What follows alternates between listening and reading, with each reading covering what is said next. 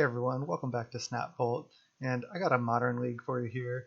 This is pretty exciting. This is with a companion. This is Lurrus of the Dream Den Prowess. I think this deck is insanely good. I actually just played in the Modern Challenge today, and it started out really well. I was 5-0, but then I lost the last 3 rounds in a row to 5-3, so that was pretty disappointing. But I played pretty much this deck, just a couple cards different. And I just wanted to run it through another league and just play it a little more. It's kind of a lot of fun, and let me just go through the deck real quick. So basically, we're just a Prowess deck. We have 8 Prowess creatures, 4 Swiftspear, 4 Soul-Scar Mage, and one difference that I'm doing in this deck that most decks don't have is I'm just playing Goblin Guide as well. This is just a really strong burn card, and our deck can function just like a burn deck as well, and it's just nice. If you only have these 8 creatures, you're going to have a lot of hands where you don't have a 1-drop creature, but having the 4 Goblin Guide always, or at least helps to ensure that you have the 1-drop creature. Then we just have 16 burn spells. The Seal of Fire is nice with Lurrus because you can bring it back. And then these spells kind of just like help do something in the deck, like Manamorphose can either add white mana or just trigger Prowess, draw a card, light up the stage for card advantage, and Crash Through is a card that I don't really like. A lot of people have 4 Crash Through with 0 Goblin Guide, and then they're playing like either another land or 2 other random cards that like maybe that 2-drop 2/1 Prowess. Just other things I don't really like that much. And I actually would not want to play Crash Through. I'm just not sure what else to play yet. But we'll get there as we continue to work on the deck. And in the sideboard, we have full 4 Firewalkers for the Mirror and Burn. 3 Rest in Peace. This is actually an interesting one because a lot of people are playing either Tormod's Crypt or Soul Guide Lantern, but I found when I had Tormod's Crypt and I would play against a deck that utilized the graveyard, it's like I don't want to go down on cards to just play a Tormod's Crypt in this grindy Lurrus metagame. So I was like, if I'm against Dredge or something where I really want graveyard hate, I want graveyard hate. And if I Rest in Peace against Dredge, it doesn't matter that I can't Lurrus. So that's why I'm on 3 Rest in Peace. We have 2 Abrades and a Disenchant for whenever we want that effect. It's nice to bring in the Abrades just to hedge if you're expecting, like, I don't know, something like Chalice or something like that. And the full 4 path, I've been really happy with the 4 path out of the board just because people are bringing stuff like Kor Firewalker against you, or just when you, like, just for other random decks like Titan decks or Tron when you have to kill their Wormcoil. Path is a really nice answer to that. That being said, in the last round of the challenge, I actually played against Black-Green. In fact, I just got Phyrexian Crusader. My hand was like a bolt and a path, and I was just like, just pro red-white, just got wrecked. But this deck is pretty sick. Just one other thing I wanted to say is, in the 8-round challenge, I played against Yorion Companion once. I played against one deck that I actually lost to, Amulet Titan, that did not have a companion, and then I played against Lurrus Companion 6 times. So, I mean, Lurrus is just insanely good. We're probably going to play against it a fair amount in this league. I think the companions are way too strong. I think if you're going into an event, you either have to play a deck like Amulet Titan or Valakut or Tron, where you don't really need the companion, you don't really care about that because you're going like way over the top, or you have to play a companion. They're just so much value and so strong. So, without further ado, let's go to round 1. Hey everyone, welcome to round 1. We're here with Prowess with Lurrus, and we're going to reveal Lurrus as our companion, and our opponent will as well. Oh, Yorion. Okay. Nobody knows how to say this card. Yorion? Urion? Urion? I'm going to say Yorion. Yorion. Look at this hand. It's a 1-land hand, but I'm going to keep it. If we hit our 2nd land, it's really good, and if he doesn't answer our first creature, we can T2 light up the stage and try to find a land that way. And if we do, then it's pretty strong. So I'm going to keep. Opponent kept 7. Their 80-card Yorion deck. I think this should be a pretty fairly favorable matchup for us. Dart. Okay. I'm wondering if I want to lead Swiftspear or Guide. Usually I think it's Swiftspear, but I think in this situation it might be Guide. Because if I go Guide, attack, next turn I'm probably just going to have to attack and then light up the stage if I don't hit a land. And then otherwise, if I go Swiftspear attack, next turn I'm going to have to go Swiftspear attack too. And that way I lose out on, I only hit for 2 total, and if I Goblin Guide, I hit for 4 total. And it's kind of unfortunate that I potentially have to give him 2 Goblin Guide triggers, but that's where we're at right now. So there's some builds of Urine that are like Bant Control, that only play like Icefang Coddle, Snapcaster Mage, bunch of spells, but then there's some versions that are like Blink versions, so we'll see what we're up against. Kaya's, oh, we're up against Niv Mizzet. That's actually not necessarily worse for us. I think that's okay. They have a lot of life gain removal spells. You got the black, white, green Triome. Triomes are sweet in that deck, but he shuffled this Kaya's Guile away, which I'm fine with. That card gains 4 life, but yeah, we can often outrace them. You could have a Lightning Helix here. Land?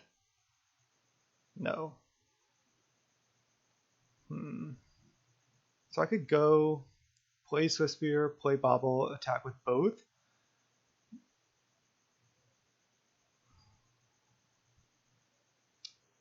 I was going to say I suppose that's better against a removal spell, but I think it's actually better to just attack with Goblin Guide. If it gets killed, then I just play Seal of Fire plus Bauble. I get to draw an extra turn card, and if I still miss on my next 2 draw steps on a land, then I can go just Seal of Fire your face, play Light Up the Stage. So I think that's what I'm going to do. I'm just going to start by attacking. I feel like this is going to get helixed.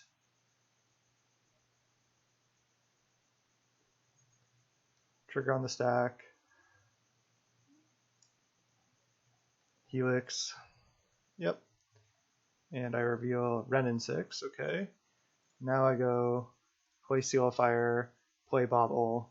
We're in kind of a rough spot considering we missed on a land there, but if we hit on a land next turn, we can still be totally fine.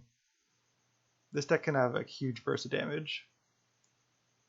But yeah, missing on a land there definitely was not ideal. Could have bobbled on upkeep, but I'll just bobble later. Renin 6, get back Wooded Foothills, play it. Yep. Wonder if we're going to have to try to kill that Renin 6. Might not have the luxury to. This is actually looking pretty rough. Forest on top. Okay. Land. Draw a card for Bauble. There's land. Okay. So we did hit land. So I was going to say I can go Swiftspear, Lava Spike you. He has 1 mana up. They don't really play many 1 mana spells. I can go Swiftspear, Lava Spike Renin 6, attack and kill Renin 6. I think I like that play. I can just use these Light Up the Stages later. I also have the Seal of Fire actually. That's interesting. Because maybe I just want to use the Seal of Fire now because it's more efficient. I can go land, Swiftspear, Lava Spike you, and then attack Renin 6 for 2. Then Seal of Fire the Renin 6. I suppose I like that play. I do deal 1 more damage to him. I have to use my Seal of Fire though, but I think that's fine. Seal of Fire him. Prowess. Looks like he's like F6 almost. Attack Renin 6. And then Seal of Fire Renin 6. Pass. Now next turn we can just lead on Manamorphose.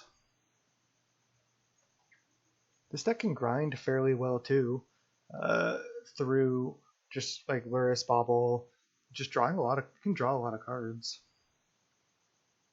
Plains. So he has access to Yorion if he has a land next turn.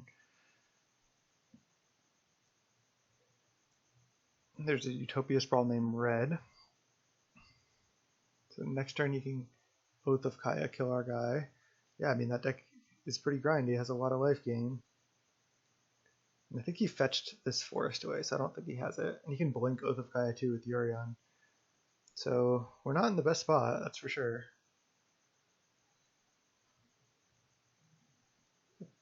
Problem is, I was gonna say if I go Lurrus, Bauble this, if I go like Manamorphose, add white, Lurrus, Bauble, he gets to go Yorion, blink Oath of Kaya, kill Lurrus. But I don't think there's anything we can do about that. Like that can happen anytime. So I'd rather him just use his Yorion now and at least get a card out of Lurrus, I think, while I can. I think it's a good time to play it. I could wait until I can get back a Swiftspear, but at least this forces him to urine now. So I'm going to do it. I'm going to go Manamorphose, add red, white.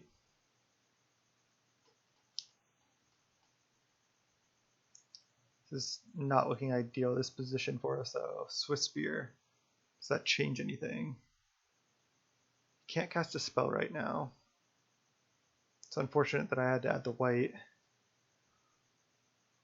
I think that being the case, I'm just going to Lurrus. If I Swiftspear, he's not necessarily like pushed to Yorion, so just go Lurrus, Bauble. And this time I will crack on upkeep. Lurrus, pretty dumb card. I mean, we're still in kind of a rough spot, but we can certainly still win this game. And to challenge my opponent, Weather the Storm, gained 15 life, and I just had 0 cards in hand and still killed him like 3 turns later.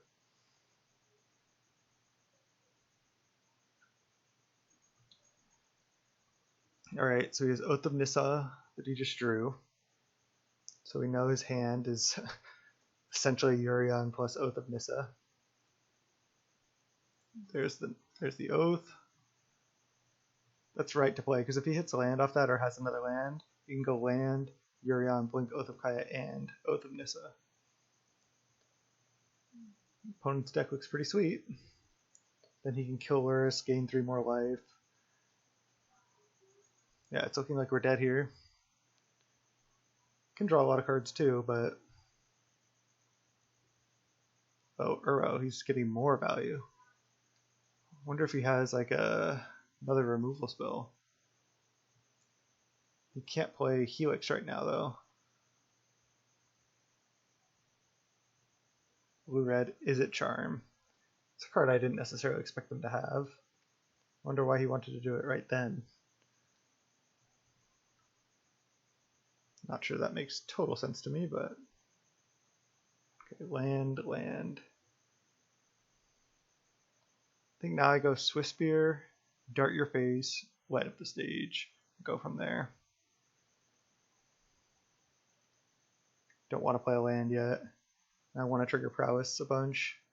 He still has 2 cards in hand. Yeah, he's going to get to Yorion, blink these things, get more card advantage, but we can get a lot more card advantage here as well. Alright, now Dart Your Face, that way I trigger Spectacle for light up the stage.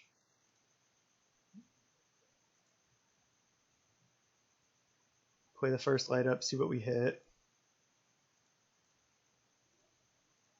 Trigger Prowess. Hopefully we hit 2 good spells. Seal of Fire land. Alright. I think I'm just going to play land Seal of Fire right here. I can play this light up next turn.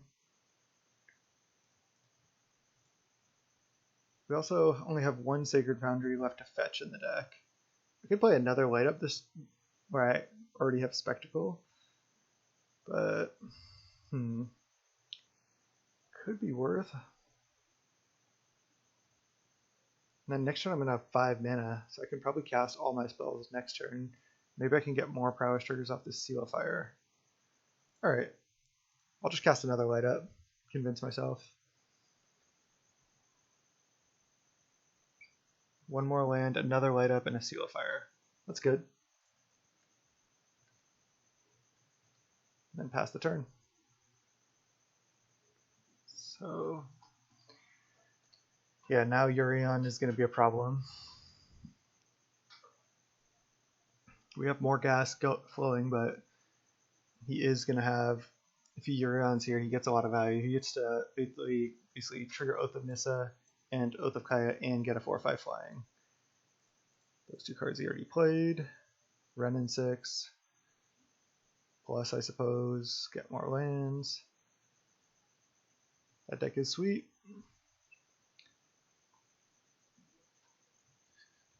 Now I've played Urion. I guess there's no reason to blink Renin 6. I don't think that does anything. Glittering Wish. Okay. Does he have like a Bring to Light or something like that? Glittering Wish is sweet in that deck because since you're 80 cards, your sideboard's less effective anyway. So these 80 card decks, it's nice to have the wish board for. Oh wow, Kaya's Guile. So he can just kill our guy. Gain 4 life. And he's exile all cards from each opponent's graveyard. So he just gets our 1 Lava Dart. That seems worse than gain 4. But sure, I'm just gonna sack this Swiftspear. Nothing I can do. I don't want to dart, and I already have 6'd. I don't think I mean, I could have darted there, but I want to keep my mana, I think. I'm going to plan on going Seal of Fire Your Face, cast Light Up the Stage. Might have to ignore this second Renin 6. Still going to be kind of rough here. Maybe he was somehow worried about the Lurrus in the yard. It's interesting.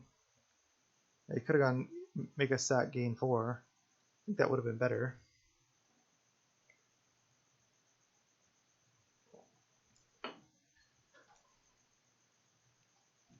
Yeah, just to reiterate, I just think these companions are just overpowered. I just think they're just so nuts. Just, they provide so much value that you're like kind of cornered into playing them, I feel like. Alright, we can play Sunbait Canyon because that one goes away. The Seal of Fire is going to go away, so I'm going to play it. I wonder if I want to just dart him and keep the Seal of Fire around. I think that's fine. Well, I can use this to trigger Prowess though. So actually I'm going to just Seal of Fire him. I don't think we're going to need this to deal damage to a creature or anything. Cast this with Spectacle. Manamorphose, Lightning Bolt. Alright, I'm just going to cast Manamorphose now, I think. Add red, because we don't have any white spells left. Red. There's Goblin Guide. Alright, so now I'll play Goblin Guide. I'm just going to attack him.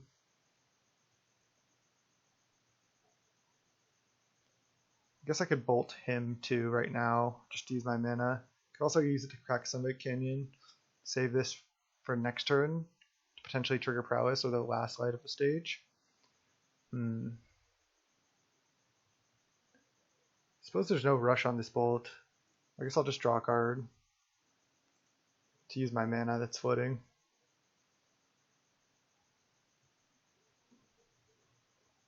So we've drawn almost half our deck, and we're this red burn deck. Pretty crazy. I'm just going to attack him. I don't think I can deal with this extra Renin 6. He's drawing Astrolabe, which is fine. Doesn't really do anything at this point. He already has his mana established. We have a Bolt in exile we can cast next turn. We have a Lava Dart in hand. And we have a Sunbait Canyon that can draw us one more card.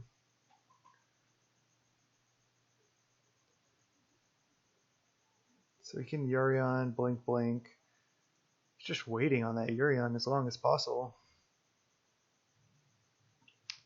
He's maybe trying to wait to get more flicker effects where he can gain life like Uro.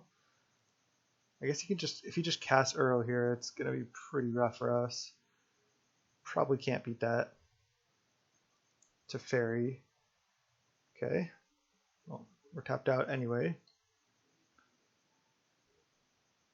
You could go like minus the fairy, replay Oath of Kaya. Oh no, he can't this turn.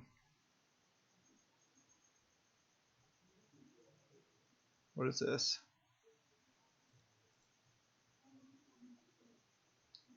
One card left in hand. Ouch, Uro. Yeah, he goes back up to 12. Pretty sure we're dead. I think he just gained too much life.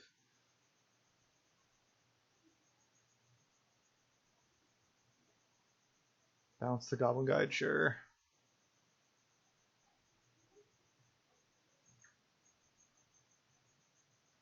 Suppose I'll keep trying. Oh man, another land is not good there.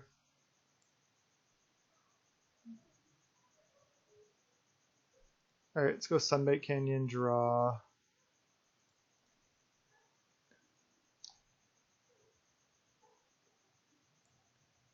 Suppose I want to just dart this to Fairy. Don't want that getting reset or anything. Start that. Sucks bolting him because he's just going to gain 3 off this Uro trigger. But there's nothing I can do about that. Just bolt him. I think actually just spike him. That way if he does Yorion, we don't lose our Goblin Guide for no reason.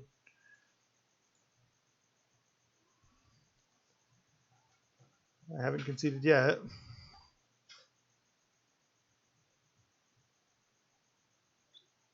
Well, I probably should.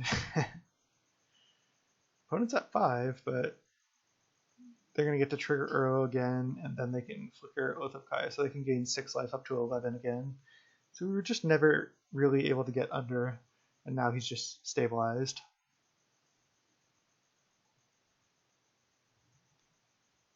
Maybe my opponent will somehow mess up, but I doubt it. They could even just Yorion blink Uro just to gain more life and draw more cards, and then at some point soon recast Uro from the graveyard. Couple fetch lands. Another Teferi.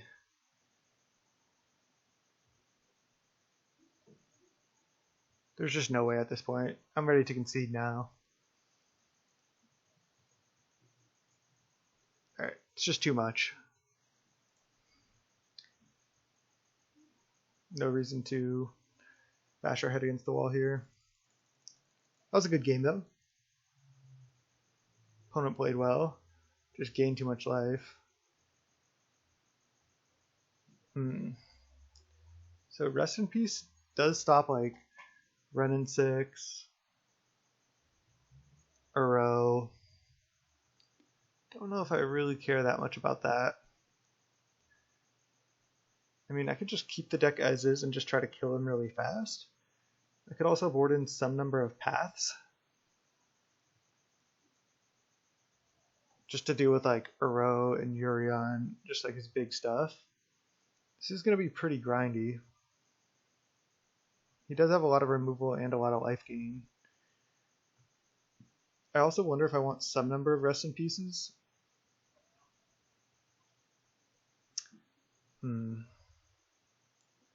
Maybe Lava Spike's not great with all his life gain. I don't want to be spending like a whole card on just dealing through to him. I know I said I want to like be faster than him, but maybe like since this is going to be a grindier matchup, I could board in something like this and then like try to get value. But you might not just might not care about these Rest in Peace. I could also board in like Disenchant, as bad as that sounds. Or even Abrade. Maybe I just cut 2 spike, bring in 2 path, and then does Crash Through even do anything? It just draws a card and triggers Prowess. I don't think giving trample is really going to matter. Let's just cut 2 Crash Through for 2 path like I was going to do originally. Just try to be fast and kill him before he can really like establish himself. Because that's really the problem.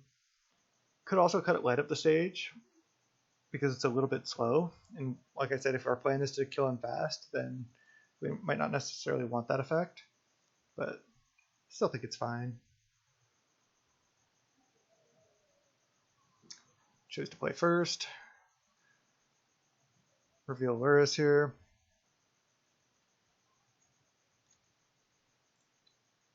Alright. Yeah, gonna keep this hand. Hand looks good. He reveals Urion.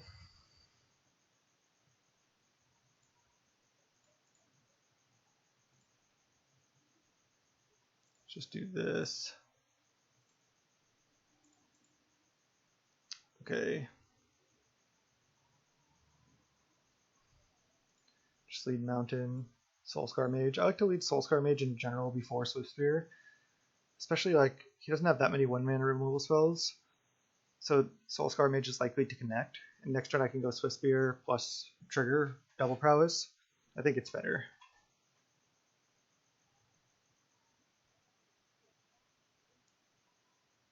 Okay, another land's not ideal. Just gonna go Sacred Foundry untapped. I want another white source so I can Lurrus if I want to. Direct to pay 2 life, yes. Swiftspear, play Seal of Fire. Seal of Fire has been really nice. Yield to these. And then, I mean, I could, if I don't draw anything, I might just have to play a no value Lurrus next turn. If I had a Bauble here, it would be sick because I could go Bauble, trigger Prowess, and then next turn Lurrus, play Bauble. That'd be a pretty nice turn. So hopefully we draw Lurrus, Bauble off the top. Okay, but we're hit for 4 on turn 2 and have a Seal of Fire out. It's a pretty decent turn 2. Hopefully no Helix. It's looking like that might be the case. He's smart to just main phase a Helix if that's what he has. It looks like it. Yep. It's unfortunate. So if I Seal of Fire the Soul-Scar Mage, I basically do 1 more damage because he stays at 14. So if I just let Helix resolve, I keep my Seal of Fire, and he goes up to 17. And then I Seal Fire him down to 15, so he essentially still gains 1. So if I Seal of Fire my own guy, I lose the utility of having Seal of Fire, but I deal 1 damage essentially. Sounds weird, but I think that's worth it. I'm gonna do it. That way he just stays at 14. Something good? Vantage, not good. Man, I'm scared if I play Lurrus, it's just gonna die, and then I don't get any value. Might have to wait till next turn to Lurrus Soul-Scar Mage.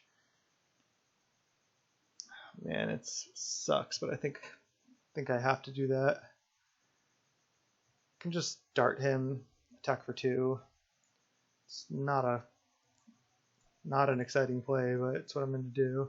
If we drew Light Up the Stage or even another burn spell or anything else other than a land there, it'd be better. But again, I think if I just Lurrus, get 0 value, that's not where I want to be.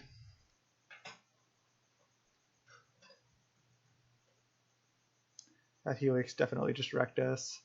Maybe I was supposed to just let my Soul-Scar Mage die, but maybe he just has an awkward hand too. It's not guaranteed he can like fully function here. He can't cast Kaya's Guile with the mana he has. I'm gonna fetch Sacred Foundry. Maybe I should have played Vantage as well, because now this comes in tapped.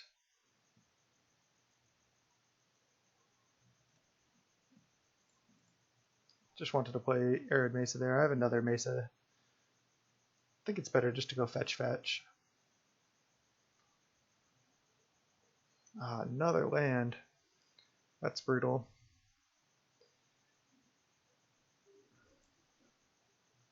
Alright, well, my plan is to Lurrus Soul-Scar, so I can do that post-combat. Just definitely flood it out here. It's probably waiting to kill the Lurrus, but oh, maybe not. Abrupt Decay? I'm totally fine with that. Now I go main 2, play land, play Lurrus, play Soul-Scar Mage. Oops. All these cards at white, red, and then play Soul-Scar Mage. And then our Lurrus is probably going to die.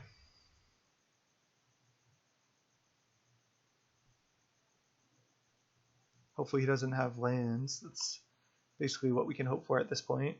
We're pretty flooded. We can also draw light up the stage. If you just go something like the blue source Uro, it's not that threatening. But right now he cannot cast Kaya's Guile, he cannot cast Uro. He might just be deciding what land to play. He does have 6 cards in hand, and we have 2 cards in hand, which are both lands. So definitely not a good spot to be. Thing is, if he can't kill Lurrus, we might be okay.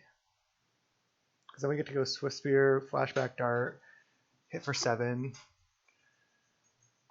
And if we draw a burn spell after that, we're looking good. Alright, Izzet Charm the Lurrus, so he did have an answer. Yeah, Izzet Charm's one I haven't usually seen out of that deck. I think I want to start by fetching and thinning my deck. Maybe not, because I can just get a Vantage into play.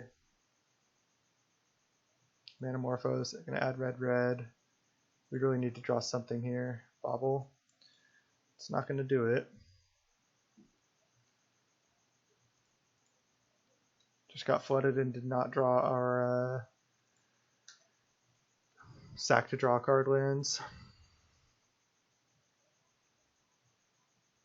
Again, still he doesn't have much going on over there. I'll just Bauble and upkeep this time. Could have Flashback Dart, but I think waiting is fine. I guess Dart would have been 2 more damage. Maybe that would have been worth. Windswept Heath, okay.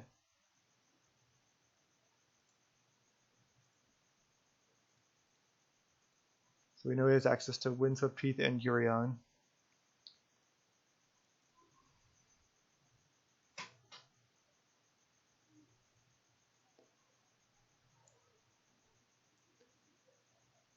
I guess if he just goes like Windswept Heath, play Urion right now, that'd be reasonable for us, something we could beat.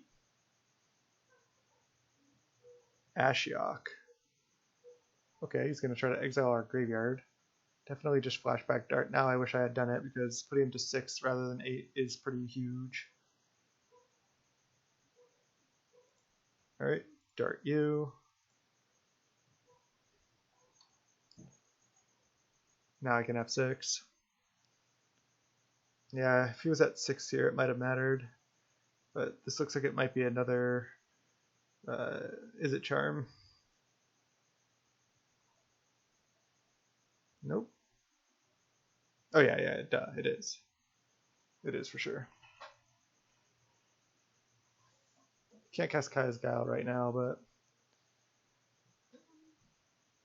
might as well have used that dart because our graveyard was getting exiled anyway. Maybe I should have also bobbled on my turn to draw a card on his turn just to play around like exactly what just happened. But I did not do that. I also can't search my library, so I have to make sure not to Windswept or Arid Mesa here. Our opponent's at 4, so we could kill him here. If we draw a bolt and then another bolt. Now we cannot kill him this turn, so hopefully he can't gain life. Wait, undo. Let's draw a card now. Man. We haven't done any damage to him this turn either. So I have to just cast this for the full 3. Swiftspear. Okay. We already played a land because we played Sunbaked Canyon. So he has to have something. The Niv Mizzet here doesn't necessarily do much. Doesn't really matter what he exiled. Alright. We draw Seal of Fire. Oh, I thought he had a response on our draw step.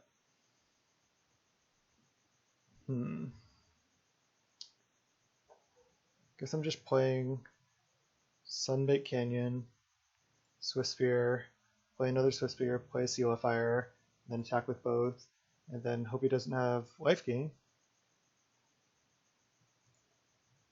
It's actually interesting if he has Helix and he waits for Prowess to resolve. We can't stop the Helix, but Nothing we can do. He has a response. I feel like this is Sakaya's Guile? Looks like it to me. Goes down to 1. Makes this Sacred God gain 4. Is that enough? Then he goes up to 5, and then he'll go back down to 1. Oh no. Oh, Kaya's Guile all modes. There's no way we can respond to that, I don't think. Okay.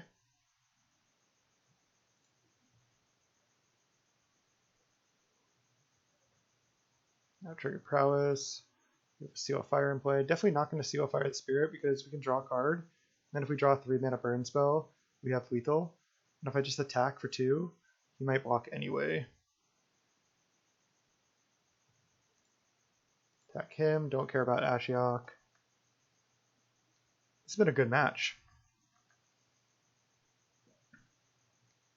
Pass the turn, plan on end of turn, cracking the Sunbaked Canyon. Not cracking the Bauble on our turn was definitely a mistake because we might have been able to save our Swiftspear otherwise.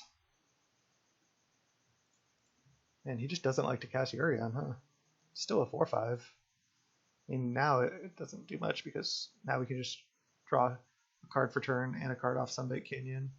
And that might be enough. Opponent's in the tank.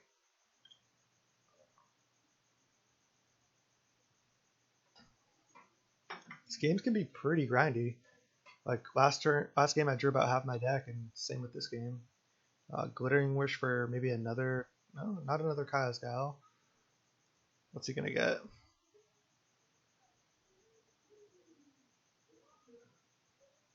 Some life gain spell, I have to assume.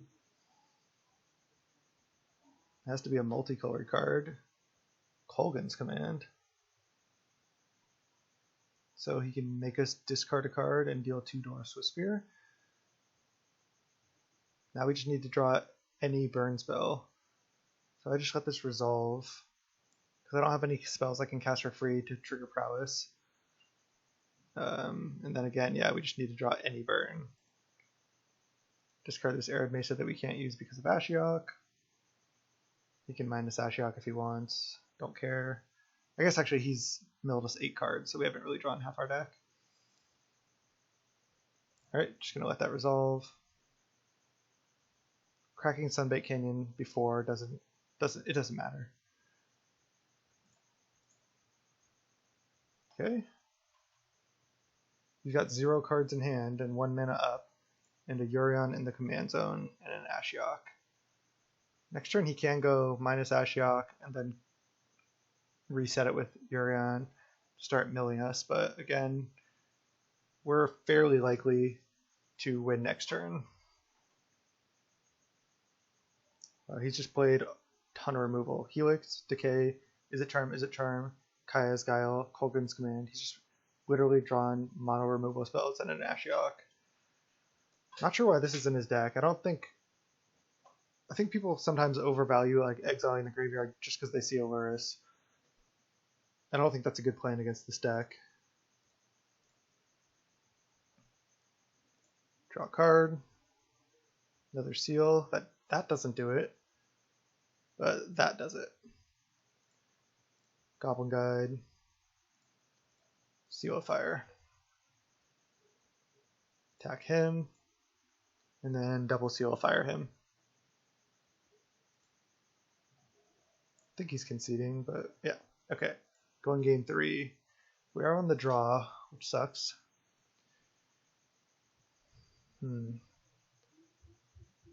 What else did we see? We just saw Kolgan's Command. That also gets hit by Rest in Peace. Maybe these paths aren't good. I don't think I would want more than 2 because he has mostly spells, it seems, and a lot of planeswalkers. Maybe I just cut these paths, but Uro is something I could have to deal with also at some point. Maybe bringing in 1 Rest in Peace is good because I don't want to draw 2. Drawing 1 could be worth it, but again, I'm worried But if I board in Rest in Peace and play it, he's just going to have a hand in his 80 card deck where he's like, okay, I don't care about Rest in Peace. So that being the case, I'm just going to run it back and just try to kill him fast. This deck can T3 kill fairly often, so just going to go for something like that. He could easily stumble with his mana. We could have an aggressive draw. That's what I'm going to go for. The Lurrus. Alright, this is another one-land hand, but I think we should keep. We have a creature. We're on the draw. We have a bunch of burn.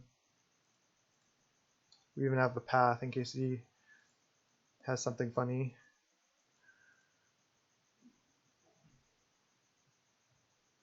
You're just going to fetch now to F6?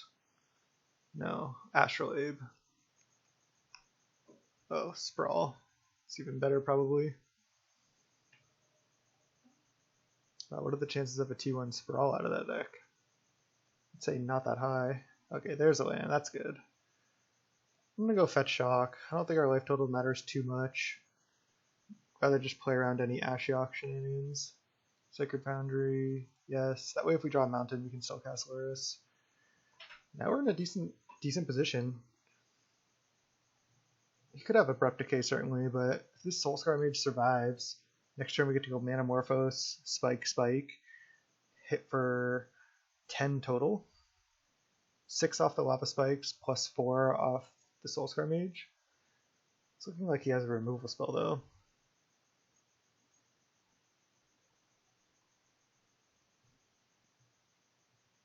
Kolaghan's Command, make us discard a card. I think I'm actually going to discard Path. I think I want everything else in my hand. It's unfortunate if he plays something that we have to path, but I chose my line. I'm going to stick with it. Sacred Foundry, pay 2 life. I think I'm just going to fire off this Manamorphose. I don't think I need to save it to try to trigger Prowess. I'd rather just draw a card now. We already have white for Lurrus. I'm going to red here. Probably double Lava Spike. There's another path. Okay, I'm happy I discarded the other path. Spike you.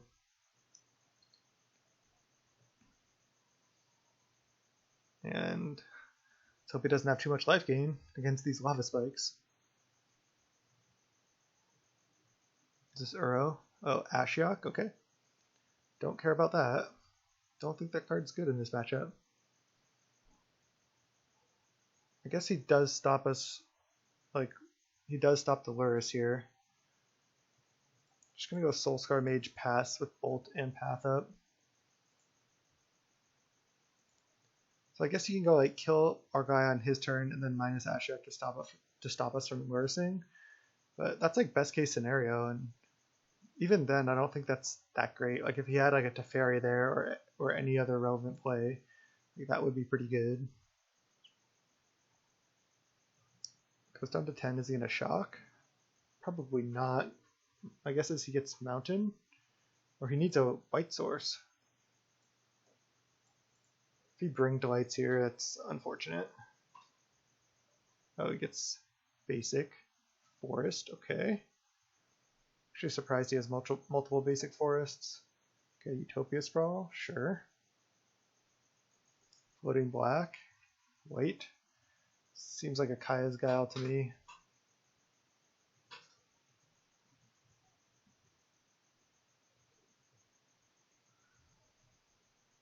There's no way for us to stop the life gain if it is.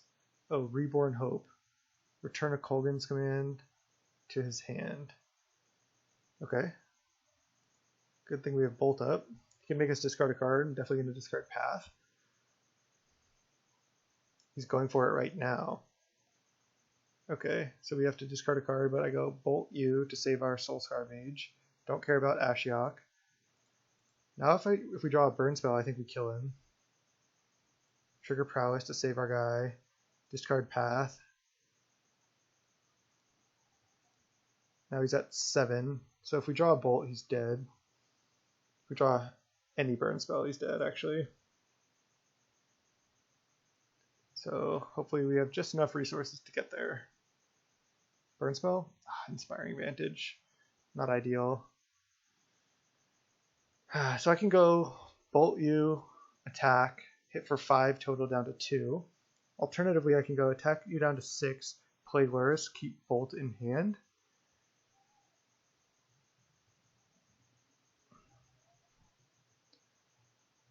Maybe attacking him down to 2 right now is better, because then any bolt I draw, assuming he doesn't have a gain life spell, kills him. And then I can't get this bolt discarded. I like this. Just gonna hit him down to 2. I feel like if he could have gained life, he would have done it there. Now literally like anything in our deck, any spell in our deck for the most part can win the game. Reborn Hope. So this is regrowth for any spell in his deck. Is that good? I mean, Helix. Damn. Now our line doesn't look great. He can exile our 1-drop too. So if we draw a land next turn, we can still just play Ashiok, or still just play Lurrus, which isn't bad. He has 1 card in hand. He's at 5. Light up the stage. I could just cast that. Kind of like that better than playing Lurrus. I'm going to do it. Maybe not, because if I play Lurrus, he has to answer it. Alright, I'm going to do it. Play this no value Lurrus here. Sucks if our light up the stage gets discarded somehow.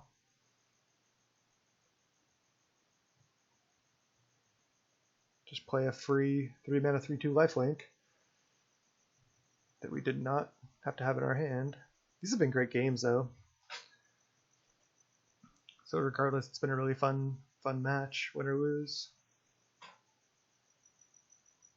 Pretty long match for this deck, pretty grindy. Huntmaster. It's a good one. He gets to gain 2 life. He mills this for 4. And we draw a mountain. Okay, well, that was a punt. Shouldn't have played a land before I light up the stage for sure. Just gonna cast it. Okay, well, Bauble's actually good, because I can go Bauble, crack it, and then replay Bauble with Lurrus. And I actually can't crack it because I don't want it to get exiled with Ashiok. So I want to save it in play. And I'm not going to attack. Am I? I can trade for Wolf. He can probably just pass back the turn and kill our Lurrus anyway. So maybe attacking it's worth. I doubt he can play 2 spells. It's kind of weird to just trade our Lurrus for Wolf. But then if I don't, he's literally just going to pass the turn. I guess that prevents him from playing Yorion. But he can play Yorion, Blink, Huntmaster. Right, I'm not going to attack. I can't Bauble on his upkeep because I don't want to get it exiled by Ashiok.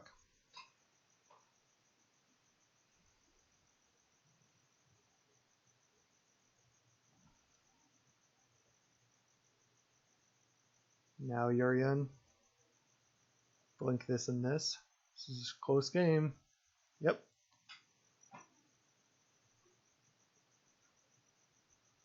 You could also reset his sprawls if he wants.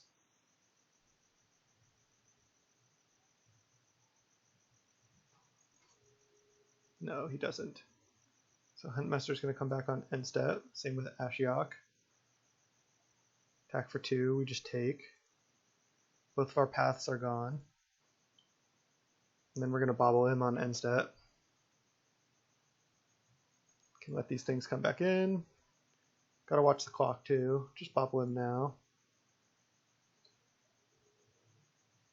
Untap, draw for Bauble.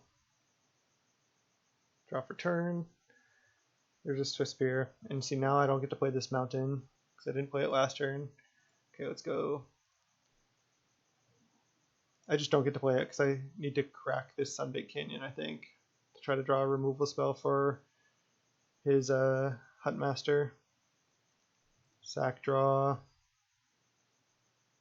Not the best one, but is what it is. Cast Bauble. Trigger Prowess. You just take a lot of actions with this deck. It takes a long time. I have to get Huntmaster off the board. I don't think I can Lava Dart him. Flashback another dart. So Swiftspear is a 4/5. If I attack with both, you can just go Urion, block Lurrus, Wolf block Swiftspear, and if I just attack with Swiftspear, he might not block.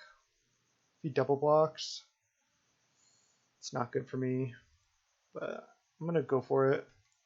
This might be wrong. Yeah, he doesn't want to go for the double block. Nice. So maybe that will help us. We're behind on time now as well. Got his Huntmaster off the board. And draw 2 cards next turn because of this Bauble. This is the longest I've ever had a Lurrus in play also. Wow. Alright, that should do it. Jeez, he gets to gain 4. We have no more paths for that Urion. Man. Now this is the last Bauble we get to use. Plus he can actually mill us with this Ashiok.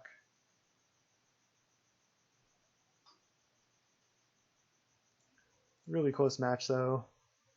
We just weren't able to quite turn the tide.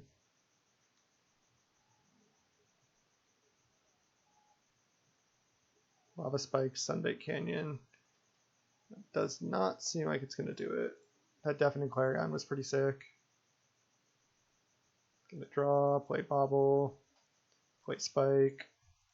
I could hold Spike in case I draw Light Up the Stage. Or a Prowess creature.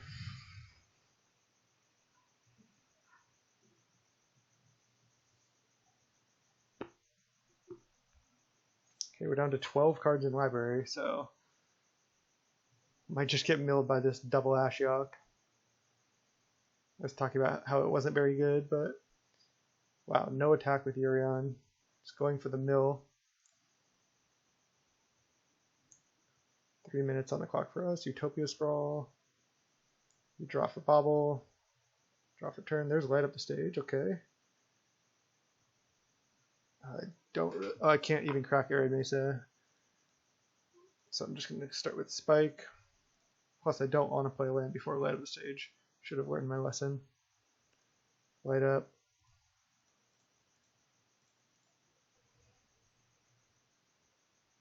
Bolt Dart. Alright, now I just go Vantage, pass the turn. Or do I need to bolt this Ashiok actually? Because I would go down to 4 cards, I have 5 points of burn, and then he'd be at 5. Wow. Oh man. It's unfortunate. I have 8 cards in library though. There's nothing I can do. Have to get rid of that Ashiok. Is he going to attack with Urion? No. I feel like he should have been attacking with Urion. He would have had us at 1. There's Swiftspear, so maybe the no attack was good for him. Swiftspear. I have to just go Dart Face.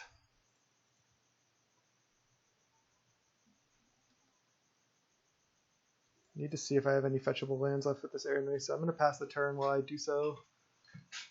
Let's see, with Sacred Foundry, so no more Sacred Foundries, 1, 2. I think I have one more mountain unless I missed it. 1, 2. Yeah, I have another mountain, so I'd actually want to thin that out of my deck.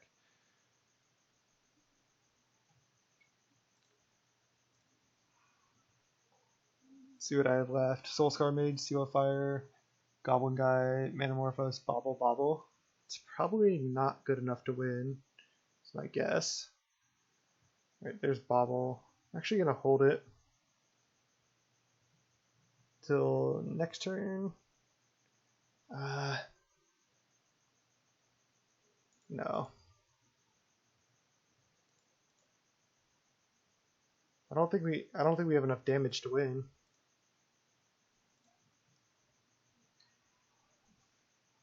Also might time out here.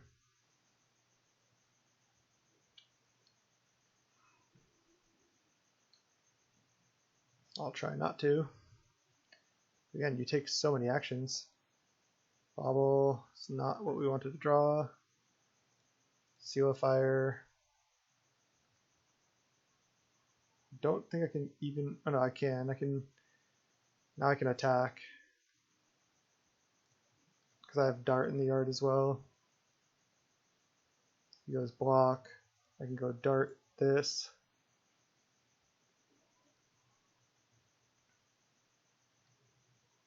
Okay. He drew a couple lands in a row. With 47 seconds on the clock. No. That should do it. We can't beat Game 6. Man, close match. He just milled us out with this Ashiok. Really close.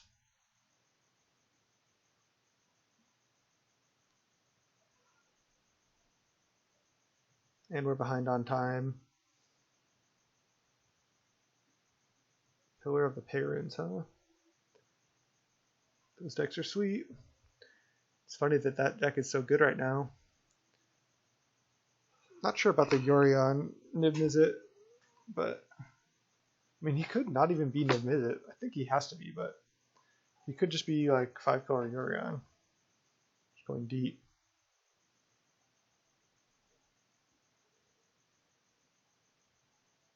Alright, I mean, he's taking a lot of time on this turn. Just gonna try to play super fast.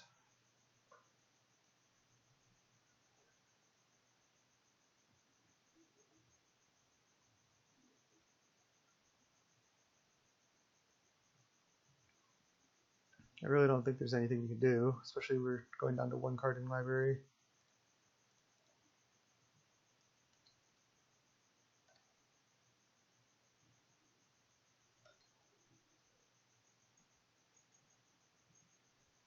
So he's going to attack with Uro, trigger it. Killing the Uro doesn't do anything. I can just take here. Yeah, there's just no way.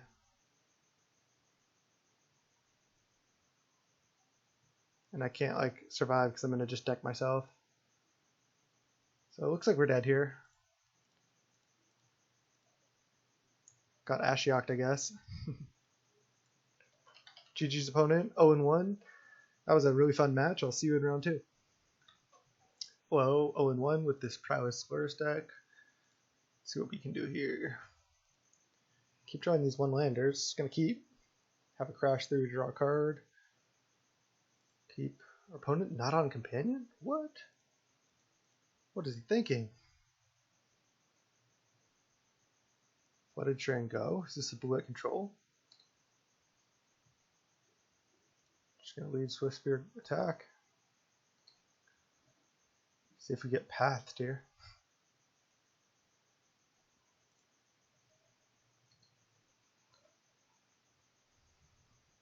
Man, yeah, I basically timed out last round. I mean, I decked, but generally don't time out. I play really fast, but I actually did time out once in the challenge as well.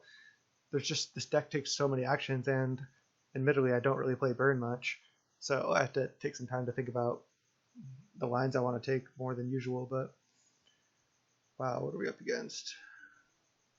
This could just be a snow deck, could just be a rug deck, could be 4-color. It's interesting. Now I could trigger Prowess now. I can also just get this Wrenn and 6 off the table, but then I don't get to draw an extra card this turn. I think I do need to get Wrenn and 6 off the table. I mean, I could just straight ignore it. I'm gonna ignore it. I need to light up the states this turn, I think. While I can. I need to hit a land. This is the most likely way to do that. think if I do this, then I have a good chance to win, even with just a Ren 6 out. Okay, nice. There's Swiftspear. I could just play Swiftspear too. I like it. Pass. Now next turn, because I hit land, my turn could be insane, depending on what he does. Because I can just go like Manamorphose, Manamorphose, Spike, Spike, Seal of Fire if I draw a land off any of those draw steps. Plus I have 2 Prowess creatures in play already, so I think if he doesn't do anything relevant to interact with us, I think we can win the game next turn. Even just off Morphose, Morphose, Spike, Spike, we have, let's see, 10, 16 damage, so we actually already have lethal, so it's looking like we're in good shape. I think we got him. He could have a bolt, but I think we're good. Yeah, Morphose, Morphose, Spike, Spike. Then that's 4 Prowess triggers each, so these each hit for 5 damage, that's 10 damage, and then each Spike does 3, so that's 16 damage, he's at 15. So unless he goes land, bolt, main phase, I think he's dead. I guess he could respond to the first Manamorphose. Wow, Lava Spike. Manamorphose, add red, red. Not exactly sure what he's on.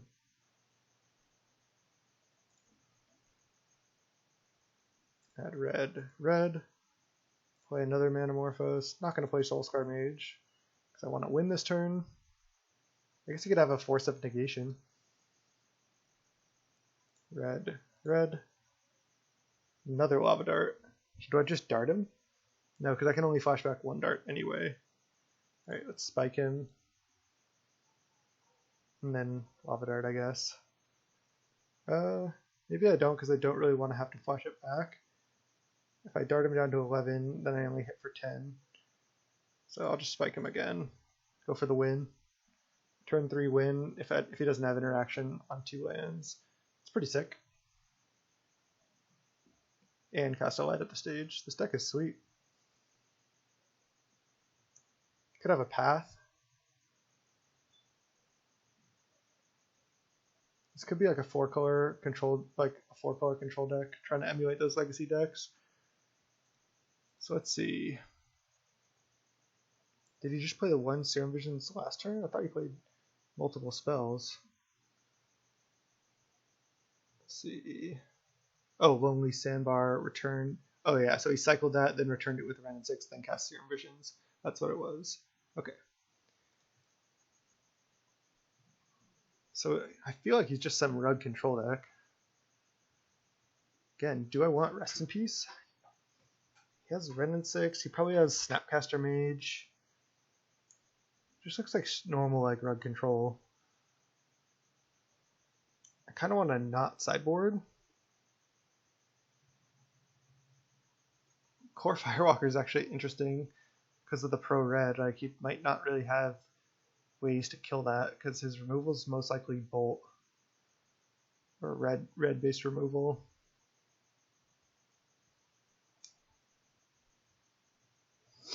But even then, like, is it doing that much? It's not hitting for that much damage. I don't think the game life is that relevant. So could just keep it as is. Could board in some paths to be safe. Just gonna run it back. Just no changes. Let's go. Game 2. Reveal Lurrus, which we did not even need. Alright, this hand's interesting. I think this is like the no creature hand that you keep. T1 Seal of Fire into T2 Light Up is actually a pretty reasonable line. And we have a fair amount of burn, we have a Bauble, we have 2 lands, so if we get to 3 lands, we can Lurrus Bauble. We can also just T1 Seal, T2, sack it, deal damage to face, cast Light Up the stage, get a lot of value that way, see some more of our deck, so it's a pretty nice line.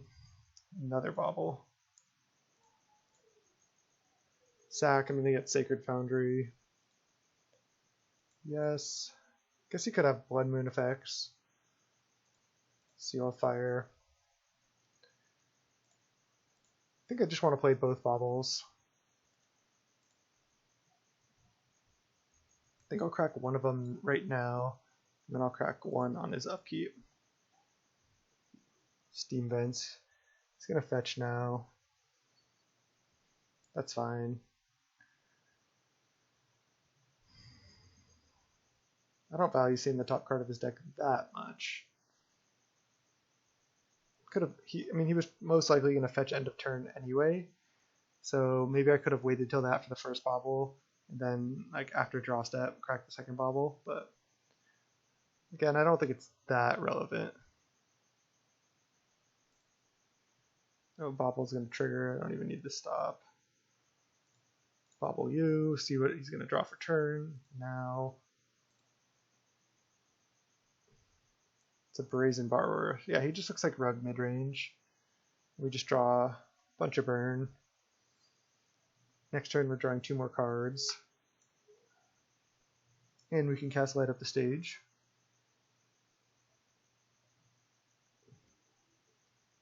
So looking decent. Draw for Bauble, draw for turn. Another Seal of Fire, wow. Alright, let's lead on Seal, you. We have a lot of burn in hand here. Cast Light Up the Stage Spectacle. Then probably just play another Seal of Fire. I'll just go Sacred Foundry here. Shock. Seal of Fire. Pass. Depending on what he does, next turn we can go Lurrus, Bauble. It's a totally reasonable line. Gotta remember to play this Sunbaked Canyon as well. 3 mana. Is he gonna pass the turn? Looks like it.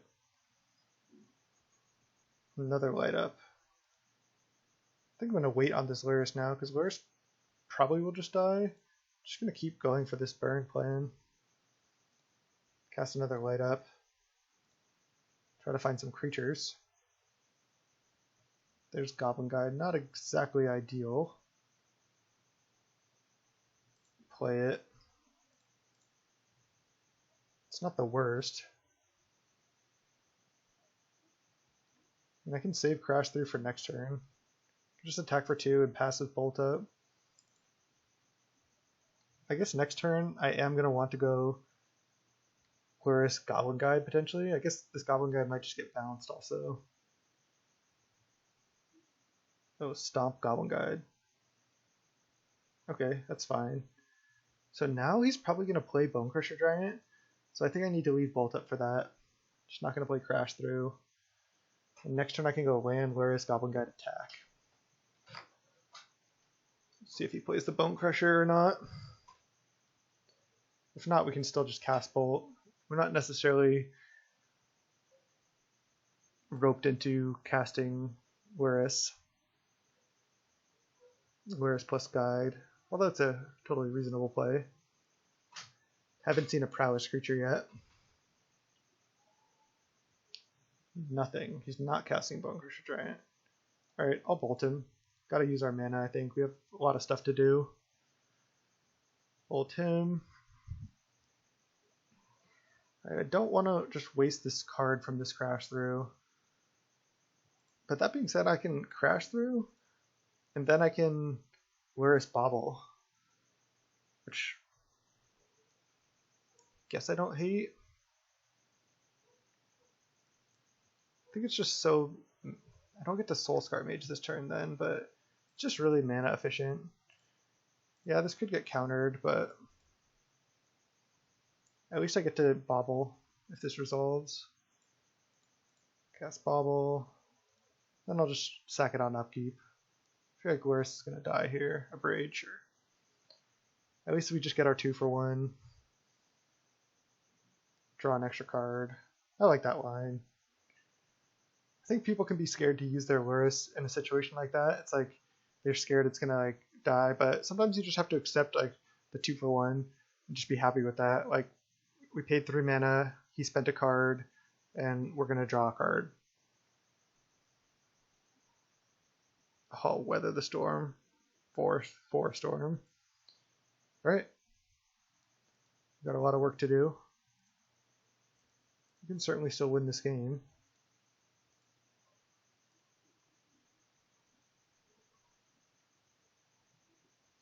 See what he's going to draw. Then F6. Fires of Invention. I was not expecting that. Fires? Seems like our opponent's just on whatever cards he wants to play.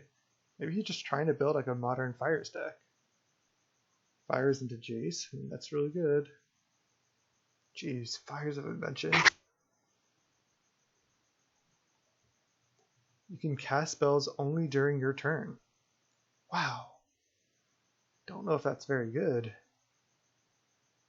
It might be good here, but jeez. Soul-Scar Mage also not great against Jace. If we draw like a haste creature, it'd be nice. Okay, we do. That's huge. Play land. Play Swiftspear. Lava Spike Jace. Attack Jace. Play Soul-Scar Mage and pass.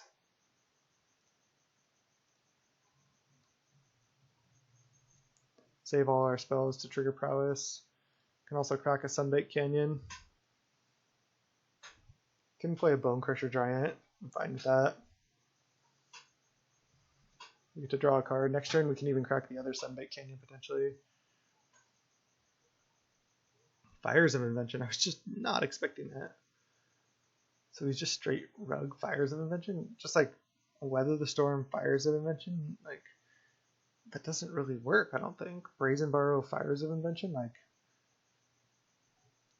so he can like, so he's paying mana to cast Serum Visions, but Fire says you can cast spells only during your turn and you may cast no more than 2 spells each turn. So casting Serum Visions for mana, I don't think does anything. I'm not sure if our opponent fully understands how this works. Because that's still count. Put 2 cards on top with Serum. This, like, even though we tap mana, it still counts for fires. So, I don't really play much Standard, but I know that tapping mana for spells doesn't really matter. He has to do it for explosives, so I guess I shouldn't have played both my creatures out there because I knew about explosives. So basically saying our opponent doesn't know what he's doing, and then I'm just punting as well.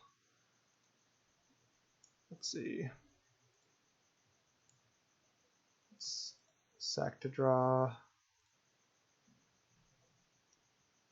Opponent at 26. Okay, so now I have to just go attack with both.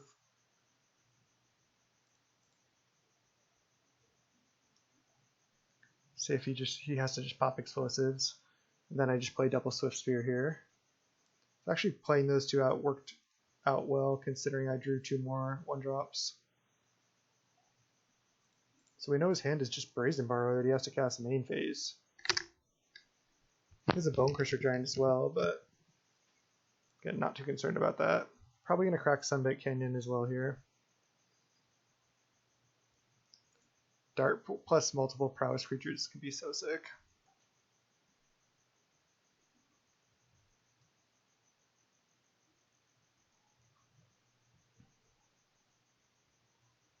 Alright, what's he got? He can only play spells on his turn.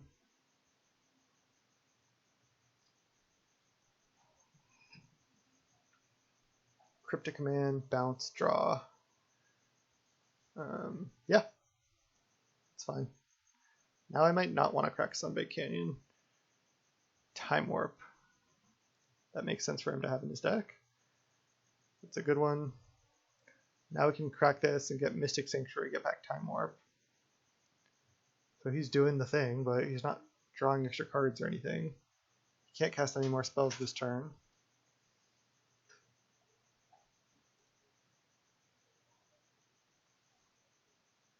Alright, he did not get Mystic Sanctuary for Time Warp, so he might not have that. There's Chandra. I can play triple Lava Dart if he tries to 4 our Swiftspear, or I can just ignore it. I think I'm just going to let the Swiftspear go. It's tempting to save it.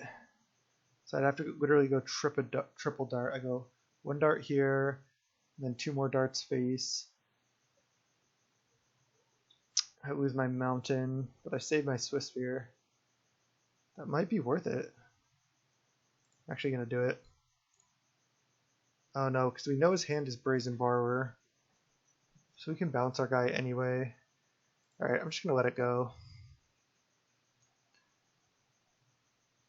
Because I can save these darts to trigger this other Swiftspear. Bone Crusher Giant, you got it. Don't think I even want to crack Sunbait Canyon, but I am going to dart his Chandra to be mana efficient. He still has that borrow in hand, right? He didn't shuffle it away? I think he has it. Cast dart, and then just go to our turn. We're at 12 also, we've taken a lot of damage. Swiftspear. Just going to go Manamorphose, red.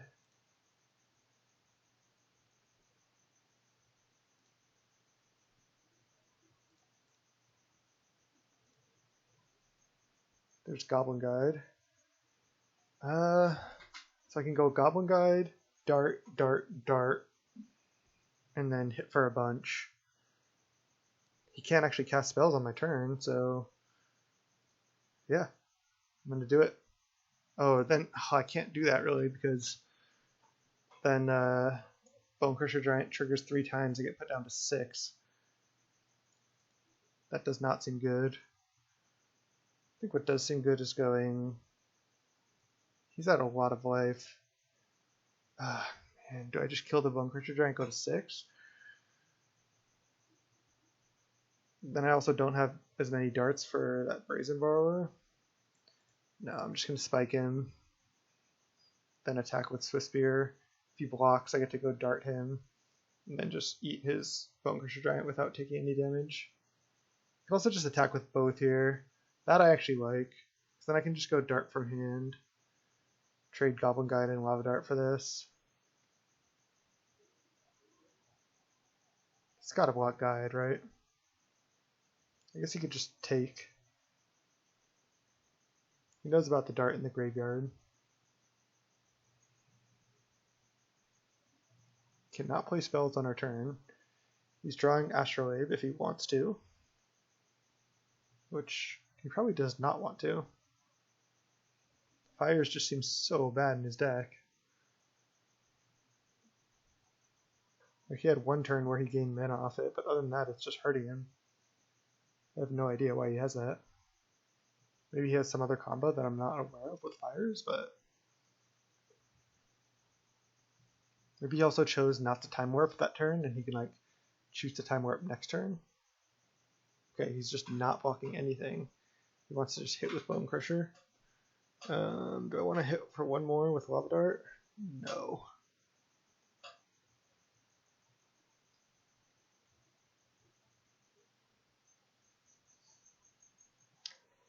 Did not think he would just not block the Goblin Guide there. Yeah, there's Sanctuary, get back Time Warp. Then he can play Brazen Borrower plus Time Warp, but I can dart the Brazen Borrower.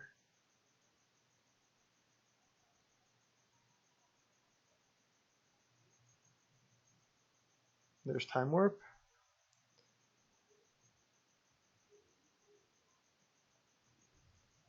And cast Brazen Borrower main phase. Just going to dart it from hand right now. Then I get hit for 4 down to 7. And he's drawing a random card off the top. It's another close game. That weather for 15, definitely keeping him in the game. No more fetch land. I guess fetch land doesn't even do it because it puts Time Warp back on top. Astrolabe, draw. See if he just drew like a random land or something else that doesn't really matter. Guess he's just like, oh, I was thinking like, please do not draw another Bone Crusher Giant. Oh man, I should not have F6'd also because he could have stomped the Swiftspear and we had darts in the yard. Manamorphose. Yeah, I'll just lead on that. We're also at 3. Red, red. Another Swiftspear. It's just going to be tough to deal with the second Bonecrusher Giant.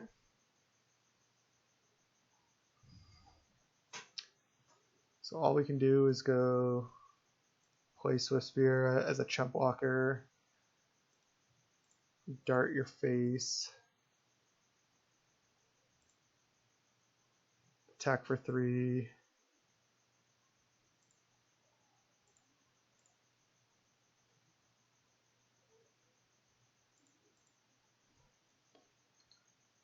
And I could go block Bonecrusher Giant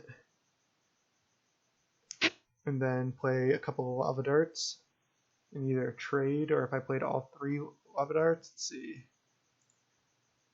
So I have to block. He's playing another Bonecrusher.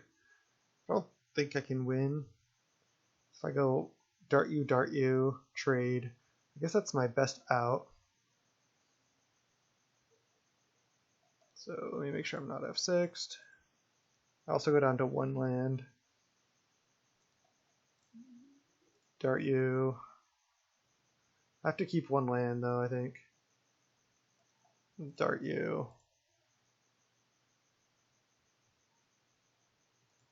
Should have let Prowess resolve as well. Most likely it won't matter. That way I just play around certain burn spells.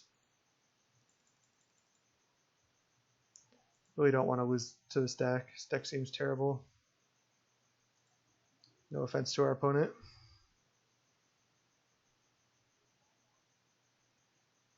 It's just like a random assortment of rug cards.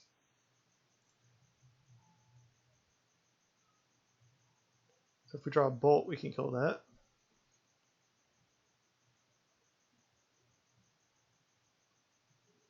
Mystic Sanctuary back Time Warp, okay. And if we draw literal bolt, we go to 1, and then he draws Time Warp, it doesn't do anything. Manamorphose that we can't cast. Yeah, we're dead because he can just Time Warp. He could just be like Rug and not have that many Time Warp effects, and then have Fires and Mystic Sanctuaries to get him back. Or he could just be an older version that I don't really know about. Oh god, the Rest in Peace break up the combo. Other than that, they're not great. I don't care about Fires at all, I don't think. Also don't really want Path. Don't particularly want Abrade either. I mean, Rest in Peace stops Mystic Sanctuary shenanigans with Time Warp. But again, I think I'm just not going to care about that. I'm going to be on the play. I'm just going to try to kill him. Let's go. Let's just take the no sideboard line again. Alright, we're on the play. We feel Lurrus. This hand's not great, but gotta keep it. At least we have the Sunbait Canyon to draw a card. Our opponent kept as well. And Lurrus might be good here.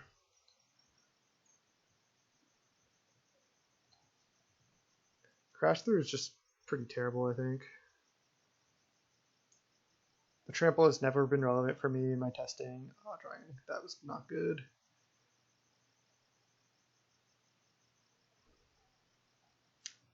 Okay, let's just read Crash Through. So right now we played 1 mana, 1 damage, draw a card. Seal of Fire, I'll play that. Hit for 3.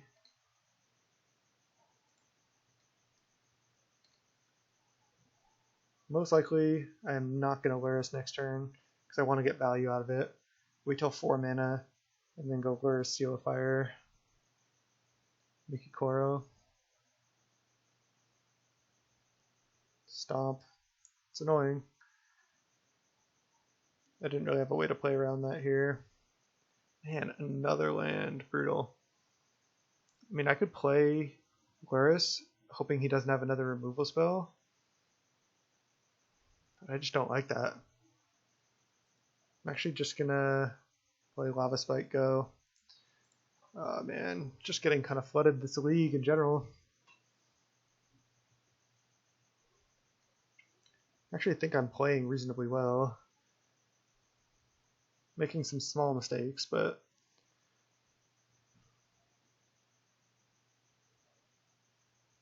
these Bone Crusher Giants are actually pretty good against us, just because they provide so much value in one card.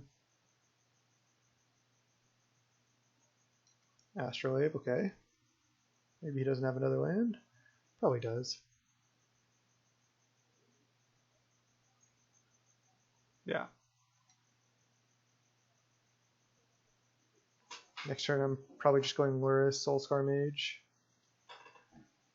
I have to take a damage if I play Sunbait Canyon, but maybe it's worth it. I think it is. I think the one damage isn't really relevant. Hopefully this resolves. Otherwise we're in a really, really bad spot. Oh no.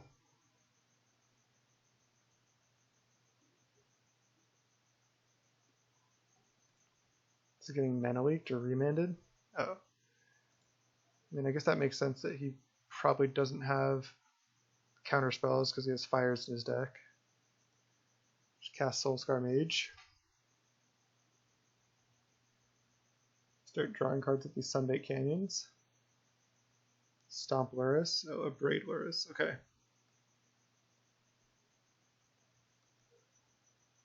Pass the turn. Opponent's at 13. We have like no more gas. We already used our Lurrus.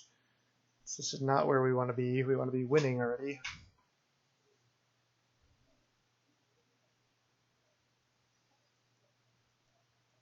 Could have mulliganed that hand. I don't think I was supposed to at all. I just drew a lot of lands from the opener.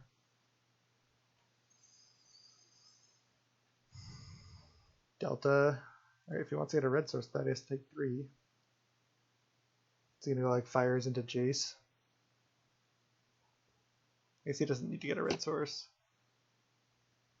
So yeah, maybe this is just more taking turns than I thought. Fires into Bone Crusher Giant. It's just like taking turns with like more removal than usual. Just interesting. Bauble. Alright, let's draw this to start. Play Bauble. I think I just need to crack the other Sunbait Canyon as well, actually. Yeah. Draw with this one. Oh man, brutal. Brutal.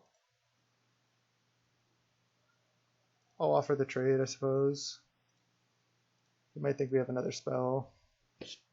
He's scared to block. Now the problem is if he starts time warping. Yeah, okay. Still fine for us, I think. I probably should just have done it. Should have just bobbled on my turn, because if I draw a bolt, I might have wanted to cast it.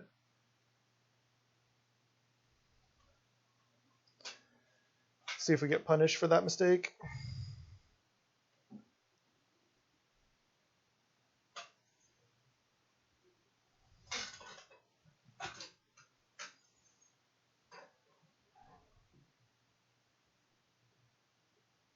Mystic Sanctuary back, Abrade. Sure.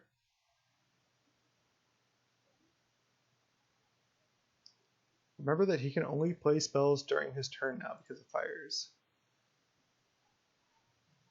So if we actually start drawing decently, we might be able to go off here. He's only at 12. Cast Brazen Borrower. Oh, he's casting Petty Theft. That seems horrible to me because now I just sack, and then Petty Theft does not resolve, and then this Brazen Borrower is just gone forever. So I think that was really, really bad. I guess it just goes to the graveyard, but yeah, that's not what he wanted to do. Would have been better if he just cast Brazen Borrower. I guess it doesn't make a difference, because then we just seal fire the Brazen Borrower. We know Abrade's on top already. And now we draw 3 cards on our turn. Hopefully we don't draw lands. Alright, Swiftspear is good. And two more lands. That's just not going to be winning draw steps here. Wow. Well, sometimes that happens.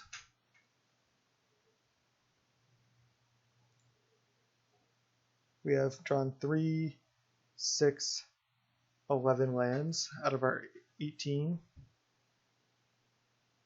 Yeah, 11 lands out of 18 in the top 18 cards. Wow. It's crazy.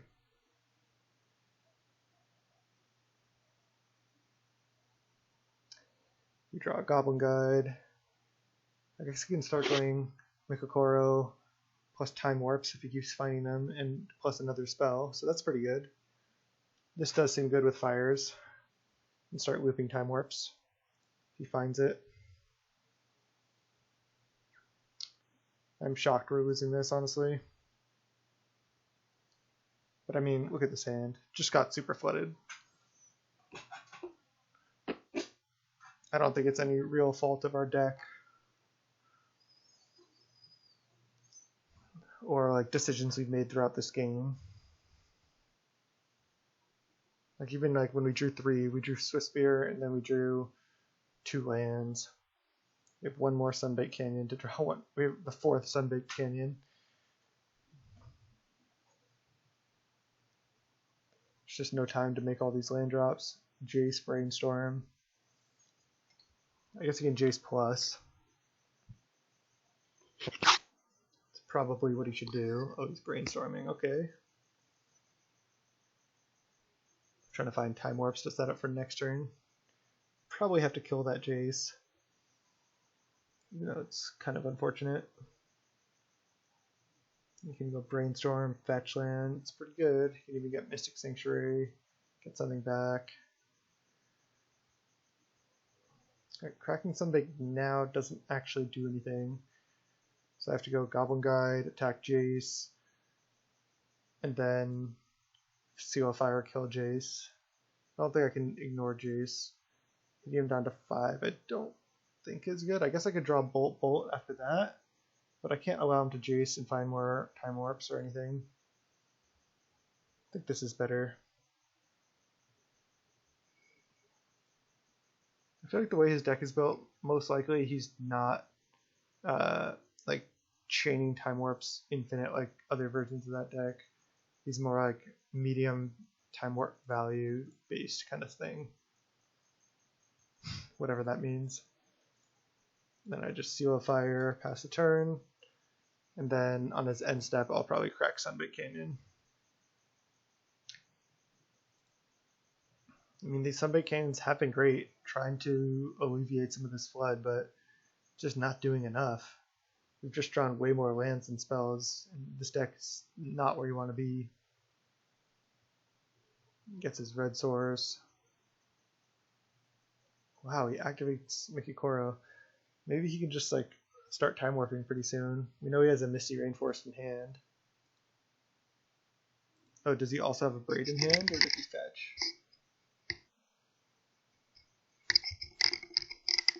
Stomp, Goblin Guide.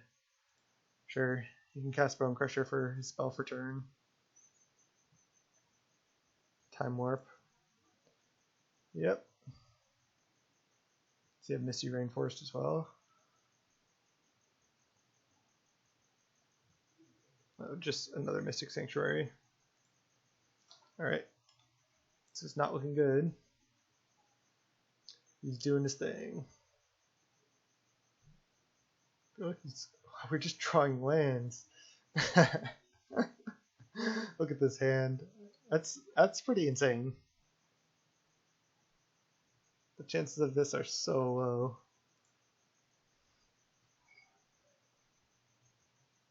I could just crack Sunbaked Canyon now, but I don't want to. The only reason I want to do that is so I can F6. I think we know he has another Misty, but I'm not sure how many more Mystic Sanctuaries he has. If he has Cryptic, he can go bounce Mystic Sanctuary, draw. Time Warp, play Bone-Crusher Giant. Activate Mikokoro. How do you pronounce this? Mikokoro.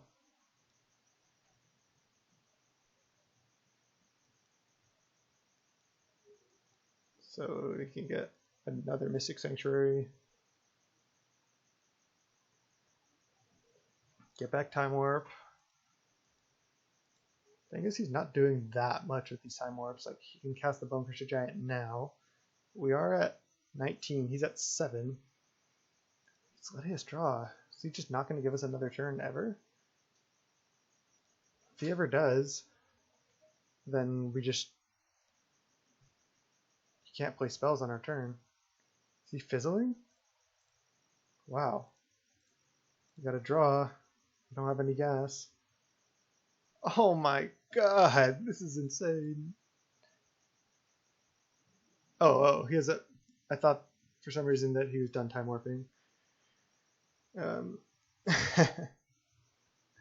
Uro. Okay.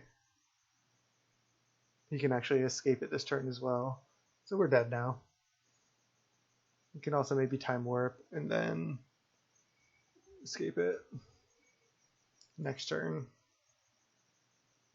That makes sense that he has Uro. It's really good in that deck.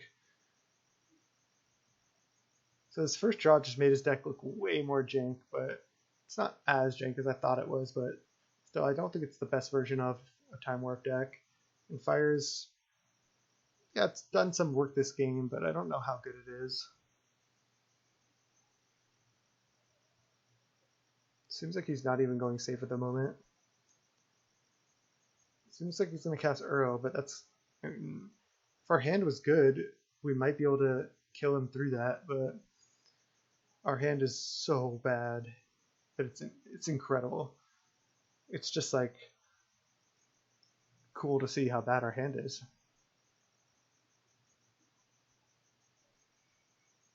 Oh, he had an extra time warp floating. I didn't even realize. All right, I'll just concede here. We're just not going to get there against that much life and with this hand. So not the start we wanted for this league. Wow.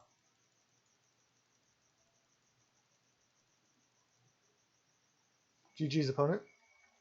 He got us 0-2. I'll see you in round 3. Let's go. All right, welcome back. Round 3. We're against Geo Goldex, and we're on the play. We're 0-2, but I think that is not a good showing for this deck. I think, like last round, I think we win that matchup most of the time. I think our results aren't showing the power of this deck yet. Keep another one land hand here. We have a Crash Through to draw a card. Maybe that's why Crash Through is in the deck, but are we okay? We're up against Lurrus. I think I'd still go Sacred Foundry. I think it's worth Swiftspear attack, and hope he does not have a removal spell for the Swiftspear. See what type of Lurrus deck he's on. Oh, he just F6'd his turn. That must have been a misclick. That sucks. Field of Ruin. Field of Ruin. Field of Ruin Lurrus, and we just get lucky and draw the land. Well, I mean, that's interesting. Red, Manamorphose, add red.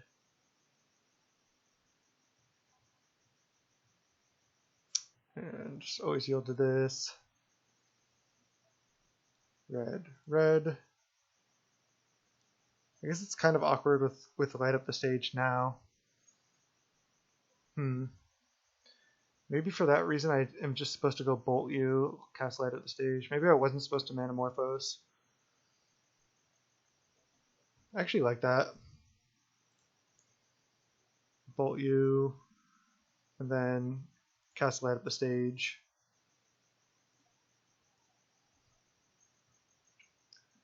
I was a little just like, my mind was just thinking like, why could he have passed the turn and what deck is he on with the Lurrus Field of Ruin? Oh wow, we hit Bauble too. I'll cast it now.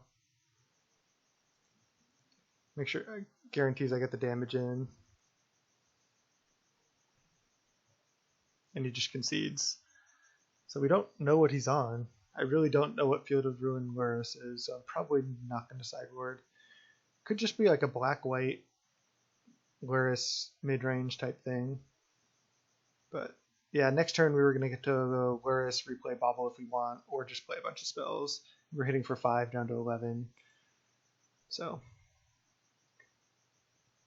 in the O2 bracket, he just probably was just like, I'm over this. Field of Ruin. I just really don't know what he's on. I wonder if I want Path, but just would rather keep the deck fast and consistent against a Field of Ruin Lurrus deck. Let's go game 2.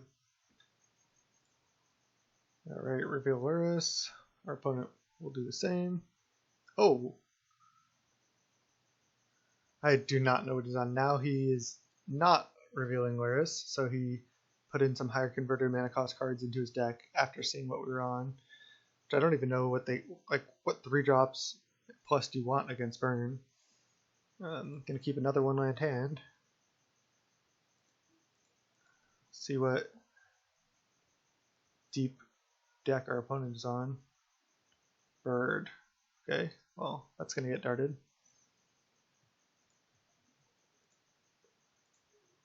So yeah, our opponent did not reveal Lurrus. Either they misclicked on that too, or they don't have any more expensive cards in their deck. Could have ignored the bird, but I like getting it off the table rather than deploying a creature. If he doesn't do anything next turn, we can just play double Soul-Scar Mage. If he plays another Mana Dork, we can still play Soul-Scar plus Dart. Field of Ruin. Devoted Druid. Okay. So maybe he's on Devoted Druid combo. The problem is if he goes White Source Vizier, and then we leave up Lava Dart, we actually don't disrupt the combo, because if we go like Lava Dart, your Devoted Druid, and even Flashback Dart, he can just continue to go off in response.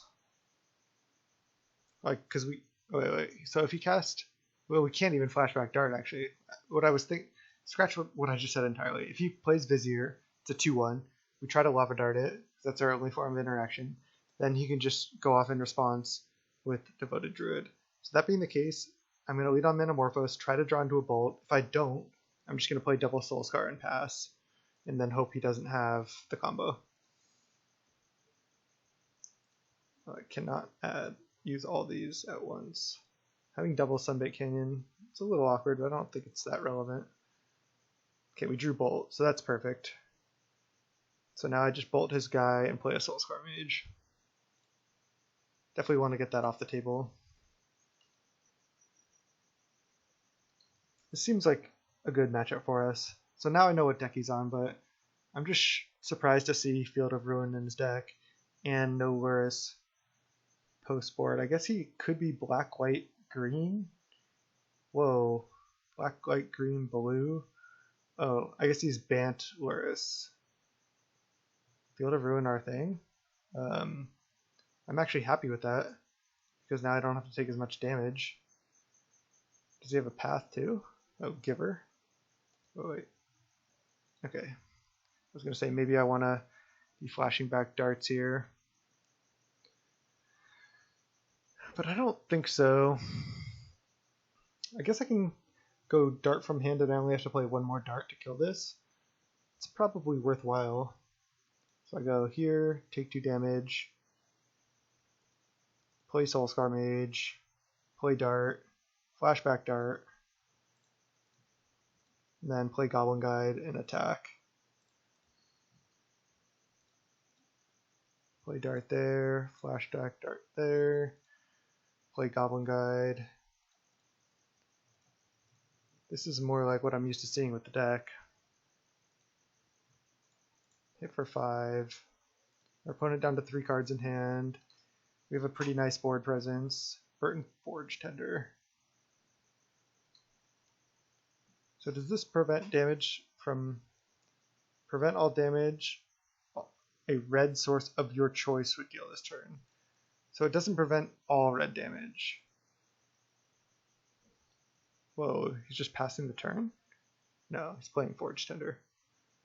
Okay. So for pro red and then prevent all damage a red source would deal this turn. Sure. I can't bolt it, but that's fine. Bauble. Yep, just gonna play Bauble, gonna play Lava Spike, and hit with everything. I can Lava Dart if I want, but most likely I will not. Rather keep a... Now if I draw another land, I can go land and then play Lurrus and replay Bauble. Probably just Bauble on our turn in case we draw like a bolt that we want to cast on his turn. Yeah, just attack with all, trigger Goblin Guide. He's drawing he drew Windswept Heath off Goblin Guide, sure. And he gets hit for 5 down to 5. He still has this Burnt-In around, but I'll just see what he's going to draw for turn. Giver of Ruins. That's fine. It'll draw me his call. Okay, so he's not drawing Giver. What's this going to be? Another Forge Tender? Why didn't he reveal Lurrus here? That's one thing I'm not understanding. Maybe he like sided in somehow to like the Heliod combo as well? Oh, Kor Firewalker. That makes sense.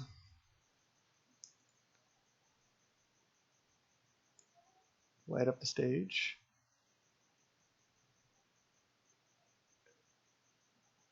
Do not want to dart him in response to that. That's kind of going to be tough to grind through, but it's possible. Especially if he takes any more damage. We can also just start Lurrus. If we draw land and can go Lurrus Bauble next turn, it's really nice.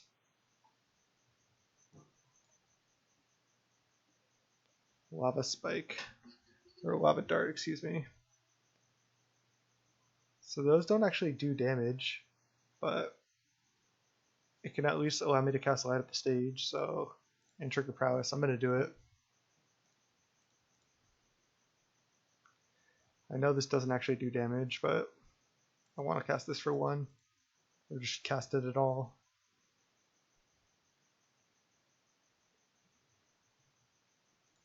Yeah, that Kor Firewalker is pretty insane here.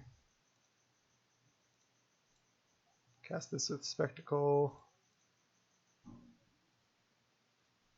We don't have any paths or anything. I mean, I just literally only saw Field of Ruin in Lurrus, so I just did not know what he was on.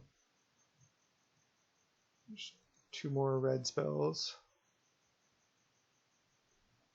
So if I attack with all, I guess he could have a block here on Goblin Guide and a block here on Forge Tender, but then he could take damage. I have 2 darts in the yard too. I don't see a real downside to doing that. I lose my Goblin Guide, but I'm not sure how much that's doing this anyway. I think this is worth. Devoted Druid. I mean, I'll trade my Goblin Guide for 3 damage at this point. And actually, can I have lethal here? If I go Dart, he gains 1 though. I can only play 1 Dart also.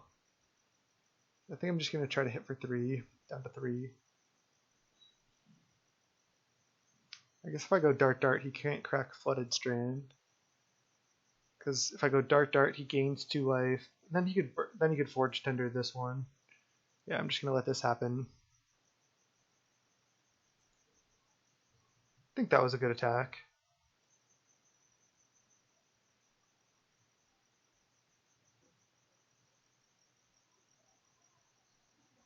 It's gonna be kind of tough to beat that Firewalker, but he definitely has to stay home right now.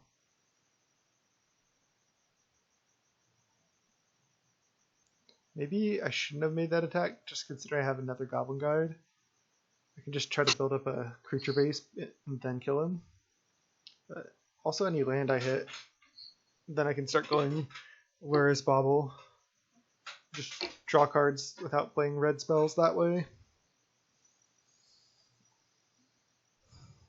Then he also has to have a removal spell for Lurrus, which he probably doesn't have much removal in his deck. And then I can just like start casting creatures like this Goblin Guide out of the graveyard. So yeah, I definitely like that attack. He did not fetch, so he drew Devoted Druid. Lurrus from hand? Maybe he sided into like up to 4 Lurruses or something.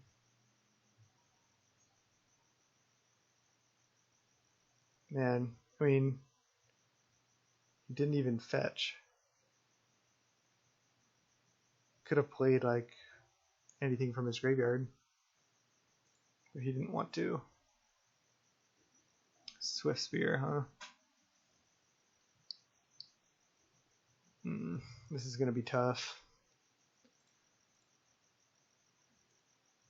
Guess if I lead Swiftspear and then play Crash Through, that could do something. I'm not going to do that. Just lead Crash Through.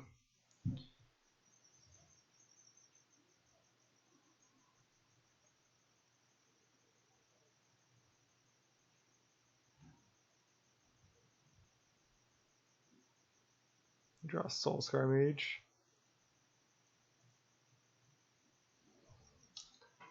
Just gonna have to keep playing creatures, that's all I can do.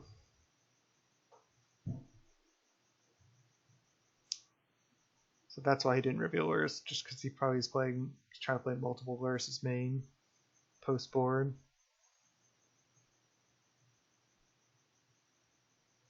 That's an interesting way to do it.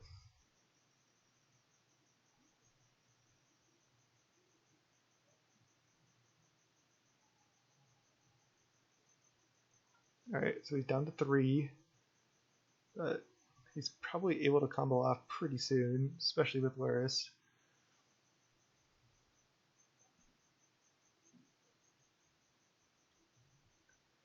If he attacks, I do not really want to dart and trade. Kind of want to just keep playing creatures. You can play Giver of Ruins out of the graveyard.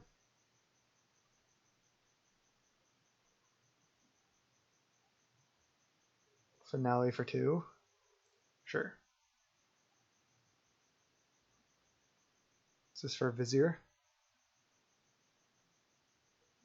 Scavenging Ooze. Alright. I don't know why he isn't using Lurrus. Man, this is just like embarrassing losing here. I don't know what's happening. Like, he could have played Giver of Ruins.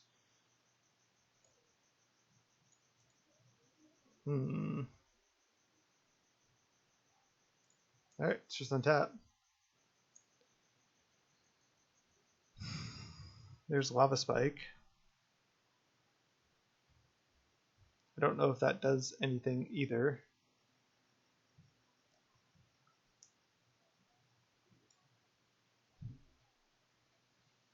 You can't play both darts from the yard.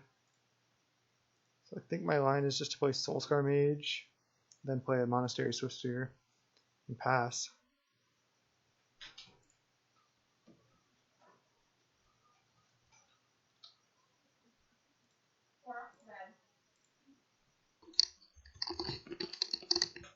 Okay, just Swiftspear and pass. I had to step away for a second there.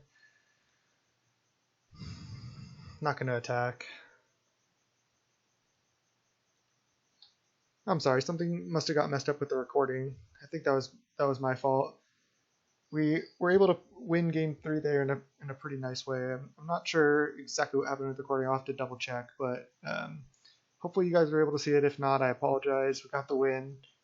We were able to deal with Burnt Tin Forge Tender, and then we were able to go off kind of like and win pretty quickly after that in a flurry. So it was a pretty cool game. Let's go round 4. All right, round 4. I really hope that last round didn't get messed up. We're against Manuel Daniger, Yeah, let's see what we're up against. See if our opponent reveals Lurrus. It was so weird how our opponent last round revealed Lurrus and then didn't and sided it in. They must have had multiple Lurruses. Maybe they think that's worth it.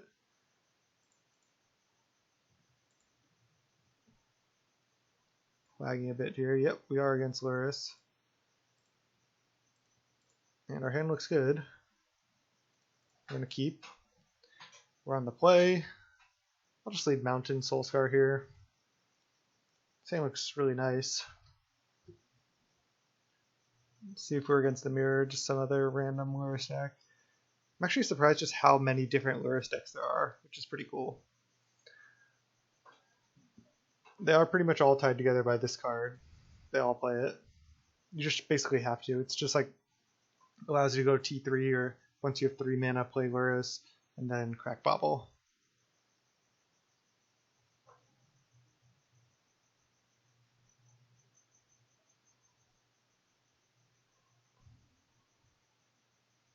Alright, see what he's got.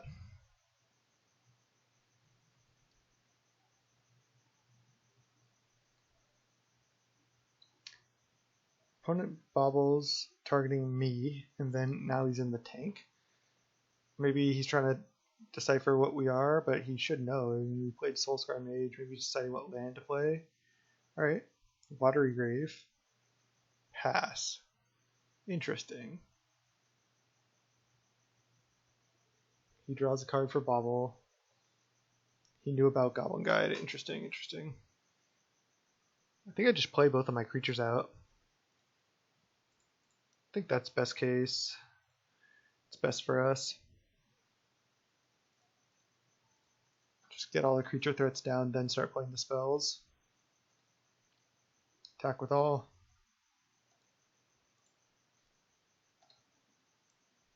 Not the worst T2. Steam Vents, okay, we give him a free card. Yeah, Goblin Guide's been like fine, but not insane in this deck. It is better in Burn than it is in this deck, I think. Kills our Soul-Scar Mage, gets the free card off Goblin Guide. See, giving him the free card there is not ideal, especially when you're trying to grind like you are with this deck. Inquisition. Suppose he'll probably take Light Up here. Now we're just so far behind in resources. Goblin Guide giving him a land, and he has a Bolt too? Looks like we're probably just up against Grixis control.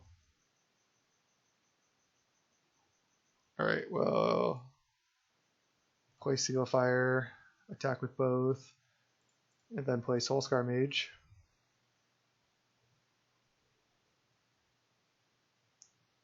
Yep. If we had drawn Lava Dart, could have been pretty bad for him.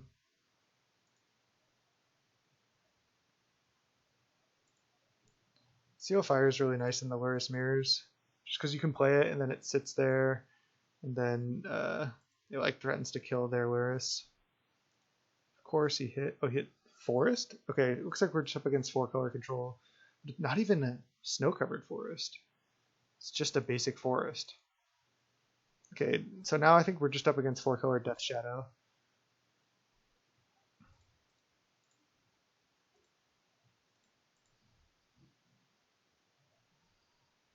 Kolgan's Command. Wow, he really just crushed us this game. I don't think we had any real way to play around like what's happened so far. Lava Dart. Stubborn Denial. Yeah, definitely 4-color Death Shadow.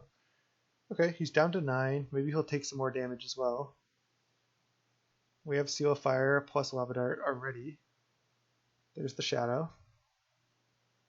4/4. He's got Stubborn Denial.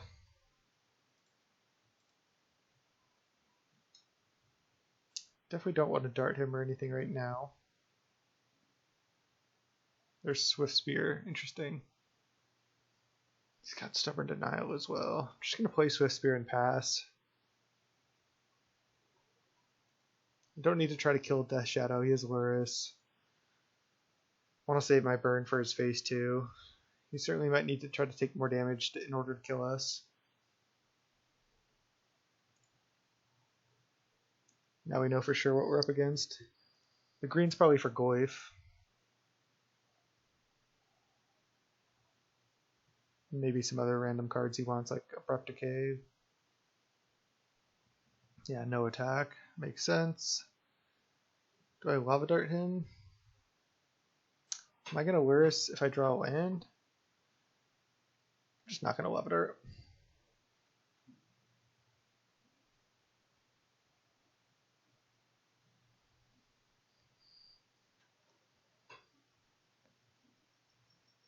Okay, there's Bauble.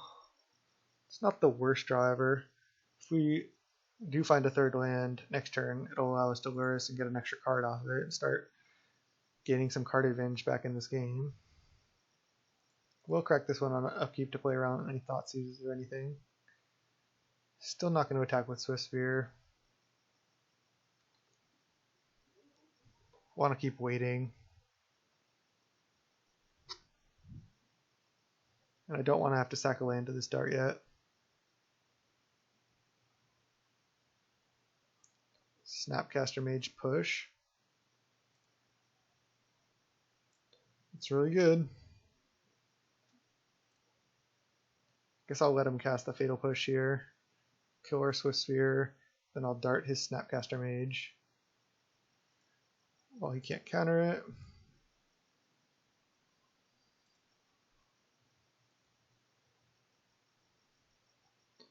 And then on his upkeep, I'll crack Bauble, see what he's going to draw. It's a Bloodstained Mire. It's actually a good draw for him. Now he can go Lurrus Bauble if he wants. We do have the Seal of Fire for that though. See if he attacks. He can deal 3 more to himself. Seems kind of risky if he does. Just not going to block. Okay, just hitting for 4. Makes sense. Now we draw 2.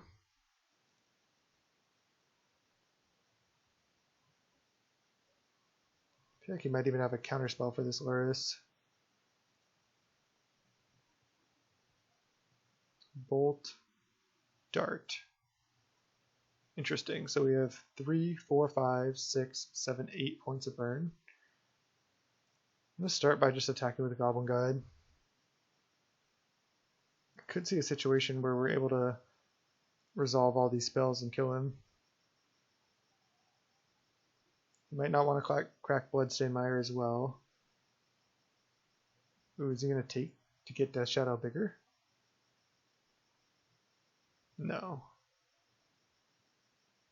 Tap this. Okay, Drown in the Lock. Okay, now I think I just let that happen. And then on my end step, I feel like he might crack Bloodstained Mire for a tap land. And then I can go for the win.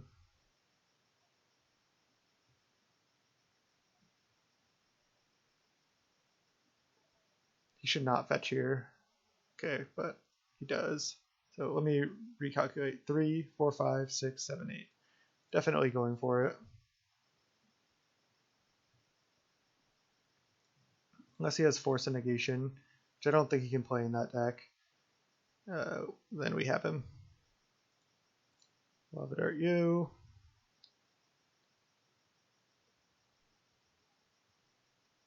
Play the other Lava Dart on him. Wow, I can't believe we won that one. We're gonna have the flawless victory of 0 permanents in play. If he just didn't fetch there, we're in such a bad spot because he has Stubborn Denial, so he just goes untap, and he has a huge creature versus our nothing basically. And if he just continues to leave up mana, it was gonna be rough for him, for us, excuse me. But we were able to get there. That was a nicely played, I think. Nicely played game. Alright, we saw Drown in the Lock, Snapcaster Mage, he has Lurrus. I think he has even more ways. He probably has some number of unearths and stuff. I think I want at least 2 Rest in Pieces in all the paths.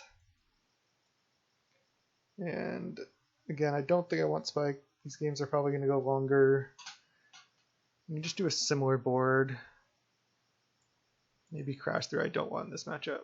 Rather Manamorphose. Manamorphose is basically like 0 mana draw, where Crash Through is like 1, and I don't think the trample is that relevant compared to like against Devoted Druid where it was. Wow, he like played the beginning of that game really well and then just like made one mistake towards the end that cost him.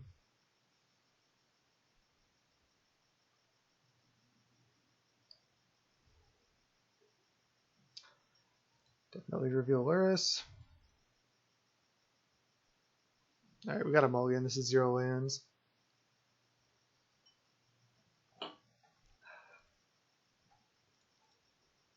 Their opponent, they kept 7. Keep this hand. I think we'll just bottom one of these Goblin Guides. Could bottom Light Up, honestly. But I think we want that to try to hit more lands. So I don't think we can, actually. Yeah. Let's go like this. See if he leads on an Inquisition or anything.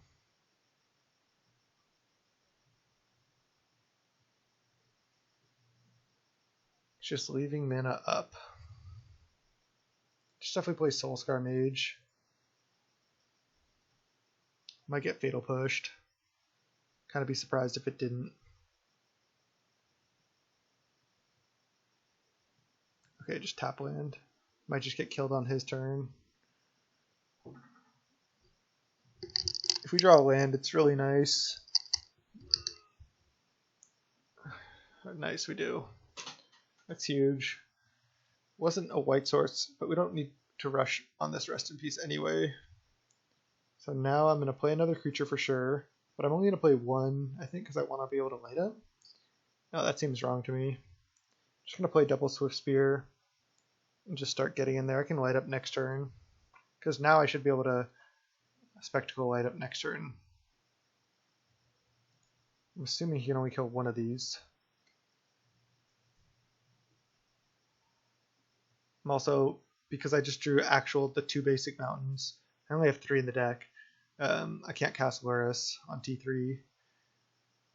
Although most likely I wouldn't do that anyway.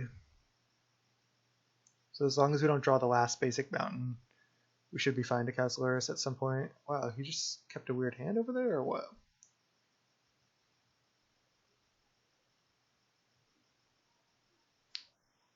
Alright, now I play Goblin Guide, attack with all, and then play Light Up the Stage. When you have these creature heavy draws, they can actually be pretty good. Real Stomping Ground, okay. So maybe he's more Jund Shadow, Splash, Stubborn Denial. And Snapcaster Mage, I mean, he's just 4-color Shadow. It's deciding what to kill. I mean, this is just worse than this. So, don't really understand that, but okay. Maybe there's a reason that I don't know about. Spectacle this. Path, Rest in Peace that we can't cast. Brutal. That was pretty much the worst reveal possible at this point. Maybe he'll play a creature and we'll go like Manamorphose, cast, draw into land, cast both of them.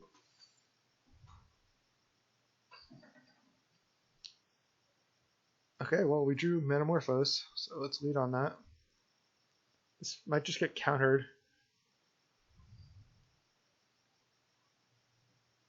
Yeah, denial. Nothing we can do.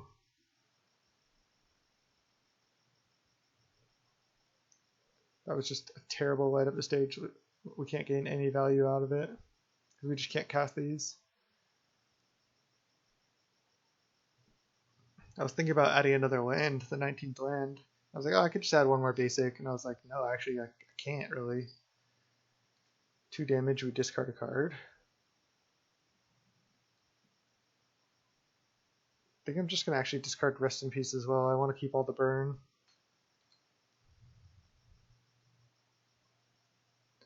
Don't know if I need 2 Rest in Pieces, but now I can go Lurrus, Bauble, of course. he does just play Lurrus, at least we just get to go bolt it. Most likely, but I didn't think we were going to win that last game, and we were able to pull it off, so. If these were just white lands, we'd be in a much better position because we would have cast Rest in Peace there from Exile. And then just discarded the second Rest in Peace. Yeah, Lurrus and then Bauble. Just such a good combo. Wow, and he's paying life for Stomping Ground. Interesting. So he draws a card now. I wonder if I want to respond to this with bolting Lurrus. I don't think there's any reason to. Because Stubborn Denial still doesn't work. So I'm just going to land, bolt this, attack for 2. This probably will get killed. Bauble will target us.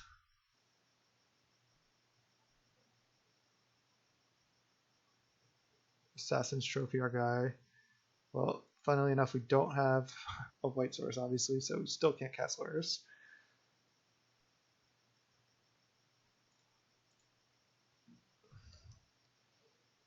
You know, like the more that I play with the deck, I feel like Goblin Guide's not that great in the deck, just because you don't want to give them cards from Goblin Guide. It feels really bad. Traverse for Shadow. Okay, it's gonna be tough. Yeah, you don't really want to give them cards. Okay, it's gonna play it. It's not a white source. Drawing a white source for Lurrus there would have been huge. Because we could have gone like Lurrus Prowess creature. And then if he doesn't kill Lurrus, we can either play Rest in Peace or just keep playing creatures. As it is, he has a 6/6 shadow, he's at 7, and we have 1 Prowess creature. Fatal Push, okay. He's a 1 card in hand. He's already used his Lurrus. Okay, there's a white source. We do have to take 3, but definitely going to do it.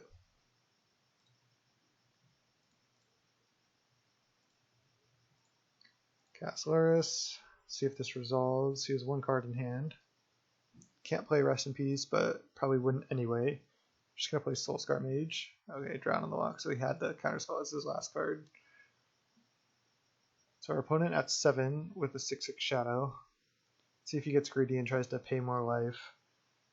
And then we somehow draw like light up the stage into double bolt or something. He should definitely stay at 7. Bauble. Alright, well that's not going to do it. I guess we could draw Path.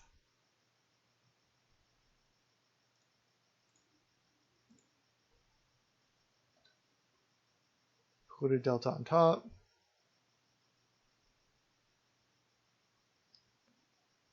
Now he's fetching. Because just so we don't know about his card, I guess. Path? Okay, we can still draw Path. Let's go.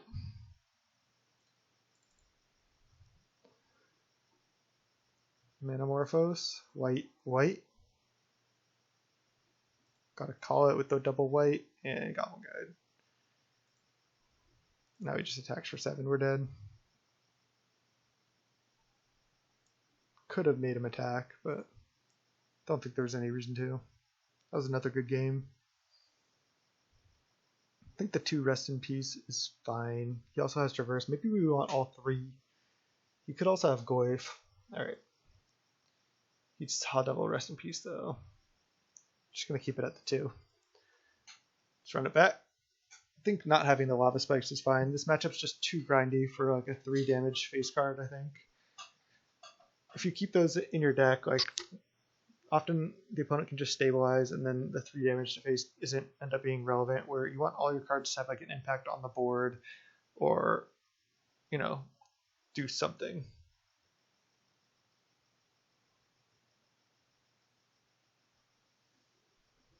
Here, I chose to play first. It said he joined the game, but it's not letting me reveal Lurrus. Okay, there we go. Seemed like just a little lag. Well, snap keep this hand. Do I want to lead on Arid Mesa fetch?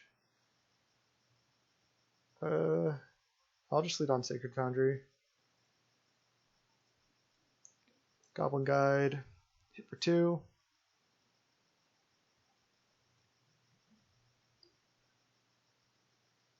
Bauble on top. Oh, let's play our own Bauble. I don't think there's any reason to save it. Not gonna like hope to draw a Prowess creature. I'll upkeep it though. Not sure. I guess I didn't need to upkeep it either, but now I just get to F6.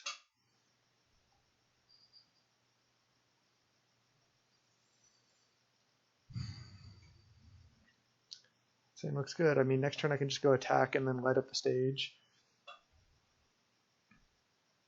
Could have a Stubborn Denial, so I want to play around that. Could also just have a removal spell for Goblin Guide. Okay, there's another Goblin Guide. Now I don't want to play around Stubborn Denial because I need to deploy second Guide. Don't want to Manamorphose right now, I don't think. And I think I'll fetch Shock just to start, just to play around anything sketchy. Don't want to get caught with my pants down. Play another Guide, try to hit with both. This way, almost certainly I get to trigger Spectacle for this light up the stage. If that gets denied, at least I have double Guide in play still. Another Bauble. Okay. Oh, he cracks. Okay, so we know he's not drawing Bauble, but we'll see what he's going to draw from this second Goblin Guide trigger. Does he have Bolt? Maybe Opt. Maybe Stubborn Denial. Timur Battle Rage. Okay, I just don't care about that at all. Okay, he has Bolt. Okay, well, at least I get to light up. Make sure I resolve it. Cast Light Up. Manamorphose, Inspiring Vantage.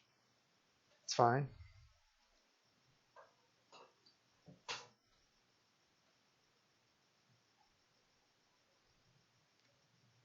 Next turn, might just want to try to play Lurrus.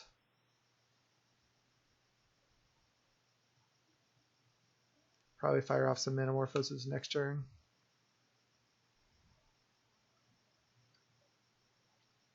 What is this? Goyf? Overgrown Tomb down to 10. Death Shadow?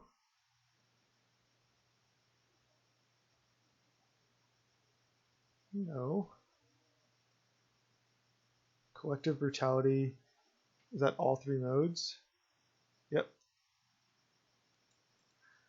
So he gets to take our Manamorphose from hand, and he goes back up to 12, and we go down to 13. And he has 3 cards in hand. Discarded Thoughtseize. Okay, but we get to Lurrus Bauble first, and then if he has to kill it, so he can't Lurrus really on his next turn. So we're still in a good position here. So now I go Inspiring Vantage, play Manamorphose from here. Red, red. I have to add at least 1 white. Red, white. I think I just played this other Manamorphose now while I can resolve it. Add red, white with this one too. Red, white. And cast Lurrus. And then cast Bauble. And then he has to kill our Lurrus, otherwise we start casting 1-drops. And I'll just crack Bauble on upkeep.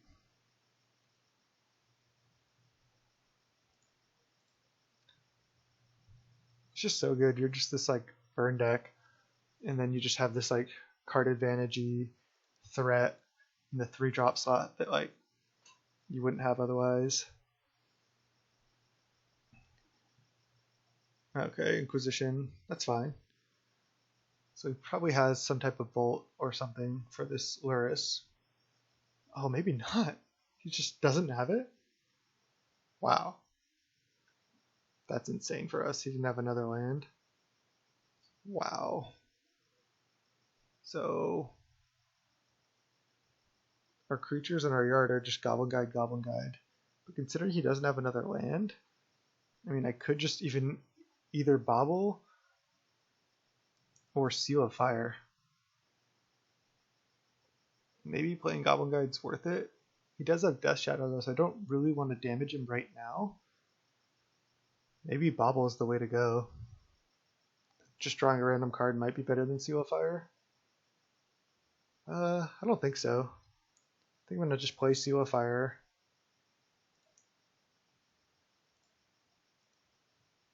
Play Soul-Scar Mage, play tap land, pass the or attack for 3, pass the turn. So I'll attack first. Yeah, I like playing Seal of Fire there.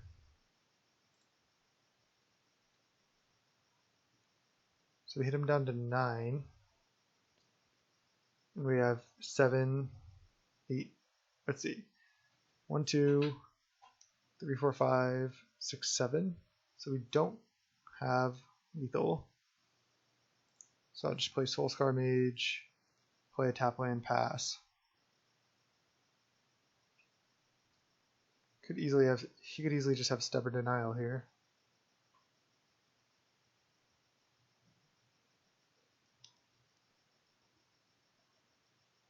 If he taps out, I might just fire off a bolt at his face.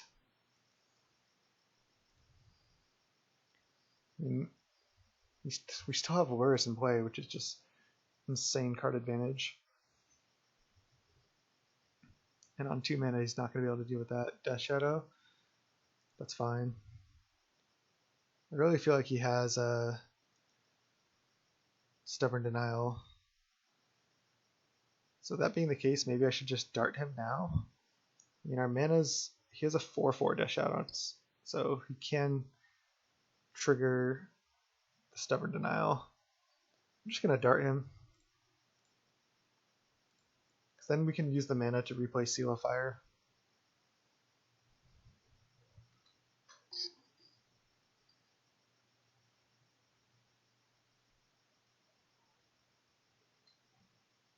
So he goes Death Shadow to a 5/5.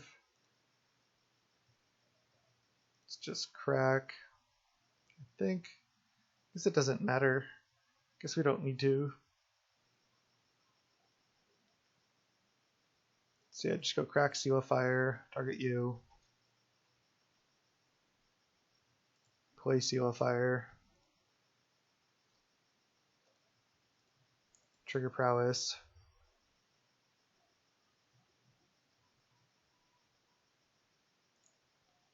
Play Seal of Fire. We also have this dart in the yard. Stubborn Denial it, which is what we thought he had.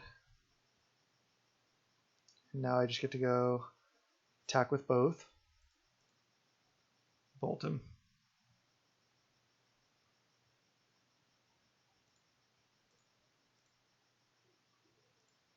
Even if he has force here, we have lethal. So our opponent didn't really function in that last game. But that's a cool deck. Overgrown Doom, Steam Vents in play. Alright, coming back a little bit. Even all of our matches have gone to 3 games. Let's go round 5. Let's go for the 3-2. Alright, round 5 here. We're against Bob the Llama. Bob Thy Llama too. And we'd like to play first, and we'll reveal Lurrus. Okay. Keep this hand for sure. This hand looks great. No companion and a mulligan to 6. So we have 8 cards against 5 right now. Pretty nice to be in our spot. So whenever now I don't see a companion, I think 2 things. Mulligans to 4. Either he has like an older deck, that he just hasn't updated yet because companions are still pretty new. Or he's playing a deck like Tron, or especially with the Mold of 4, I feel like he's on Tron. But either a deck like Tron or Valakut or Amulet, where they just don't really care about having companion. That being said, I still think Tron should play Giganta because I think it's definitely worth the free 5/5. Even if the tap add mana ability doesn't do anything, 5 mana 5/5 out of the board I think is still good. Oh, we're just up against some type of Burn Mirror, but we have Lurrus, so, and he mulliganed.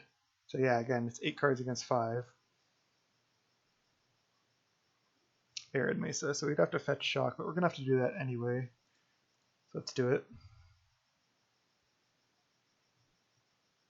Just thin 1 land out of our deck for the rest of the game. It's not super relevant, but every draw step, slight percentage less of drawing a land is worthwhile, especially when we're going to get a Sacred Foundry anyway. Drake to pay 2 life. Yes, I would. Play Swiftspear, play Seal of Fire. Attack for 2. I have seen some people still just playing Prowess with Bedlam Reveler, so maybe he's on that. Just seems like way worse to me than playing Lurrus.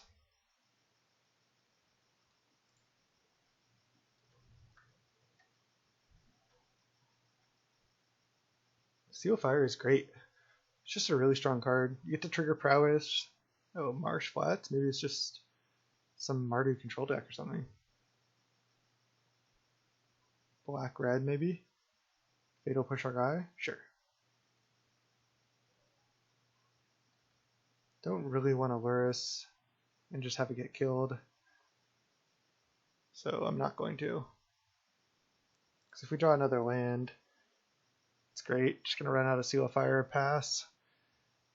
If we draw another land, we just get way better value by replaying Swiftspear. Yeah, I just didn't want our Lurrus to get bolted there. I feel like this is just straight black-red mid-range. Yeah. I'm almost certain it is now. I thought that was going to be a Blood Moon. Liliana is fine. We'll just discard Lava Dart. Actually, no, we won't. We'll just respond and kill Liliana, right? With both of these cards, because we're going to have to discard them anyway. Yeah. Let's bolt this, and then Lava Dart it.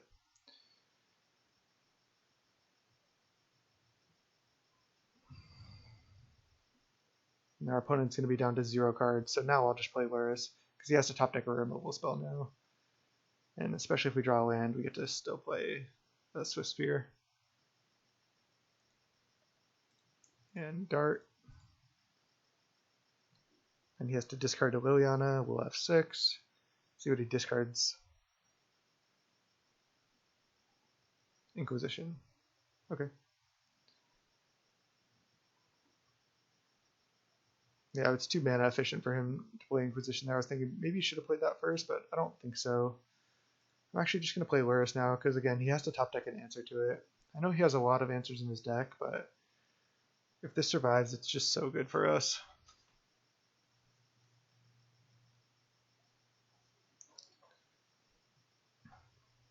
Liliana? Oh, Kolgan's Command. Well, that was pretty much the worst case scenario possible. That sucks. Like, now we're not in a very good position. I mean, I don't want to say bad, but definitely not like great position. It's pretty even now. Wow. Our opponent mulled to 4, and we had 8 cards, and just like he somehow just like grinded through it with just a couple of removal spells. Alright, well, I'm just going to dart that. There's no rush. I'm going to leave these Seal of Fires in play, though. Yeah, that's why you wait on the dart. So you go Swiftspear, dart your guy, attack for 2.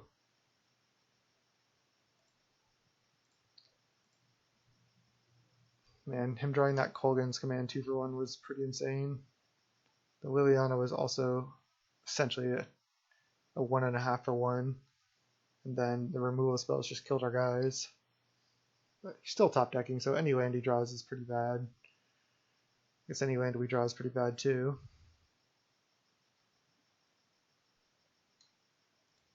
Seal of Fire, just gonna cast it.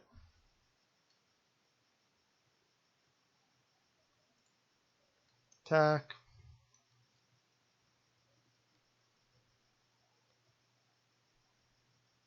Sweet. And we got him. That game was felt way closer than it should have. I mean, again, we had 8 cards versus 4, right? Yeah, he mulliganed to 4, and he was like, that was a pretty good 4, but, I mean, come on. We had 7 cards plus Companion versus 4 cards, and he was in the game. If he's the deck I think he is, Rest in Peace is actually brutal against him. And just, I think he is, maybe he's just black-red mid-range, but I feel like he has to have Unearths and Skelementals and stuff. Yeah, I think I'm just going to board in all the Rest in Pieces. It's funny, I'm trying to say like the plural version, but I keep saying like, it's like, sounds like I'm saying Rest in Pieces. Like P-I-E-C. All the Rest in Pieces. Do we want anything else? Like Disenchants or Abrades? And we could just board in like all the paths too. Definitely don't want Firewalker. He has some black removal. Just want to go grindy again, I think. Wonder if we want Abrade. We saw Dark Confidant. He could have some like weird artifact hate for us. Not sure exactly what, but let's board out Spike for sure. I think board out Spike and Manamorphose. Manamorphose is fine, but I guess it helps us cast Rest in Peace as well.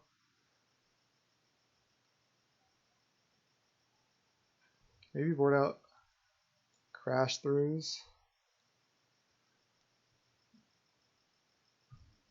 Can also board out some number of Goblin Guides, but I think I'll keep those in. Just board these out. Just bring in all the removal and Rest in Pieces and interaction and that sort of thing. Alright, almost forgot to reveal Lurrus. It's a mistake I haven't done yet. I'll keep this hand. It's not ideal, but if Rest in Peace gets Thoughtseized, at least we can potentially Lurrus it back. And he has so much removal for Lurrus as well. I guess I'll just lead on basic because I might be able to play lands tapped. There's probably also just leading up a removal spell here. I mean, last game was kind of grindy and he had 4 cards, now he has 7. Croxa. I think I'm just going to discard a land. Just discard this Arid Mesa and maybe that was a mistake to play Mountain then. But I think our Electro is actually relevant. Could also keep all the lands. Discard Dart. No, because I'm not in a rush to Lurrus because we won't even have a graveyard. I guess I'm not even in a rush to Rest in Peace either.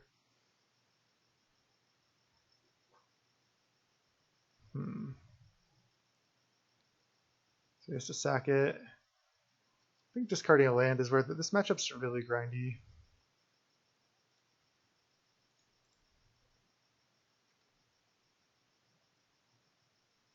I think Rest in Peace is going to hurt him more than us. That being said, I could just not play it here, but I think getting it down is worth it.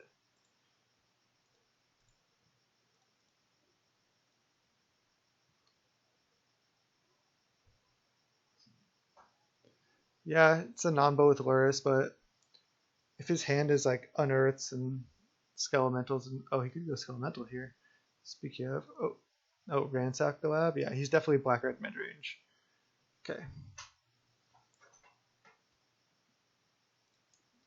Yeah, Unearth, Mountain, so it's exactly what I thought. So Rest in Peace can be kind of tough for them to beat, honestly. This game might just go a little bit longer. Kind of want to just Lurrus. I mean, it might just die, but I don't think he can have really answers to Rest in Peace in his deck. So it's going to stick around. So let's do it. This is just more mana efficient. It's probably just going to die, but could have gone Soul-Scar Mage, Seal of Fire, leave up Bolt, Lava Dart, but just play a 3/2 lifelink.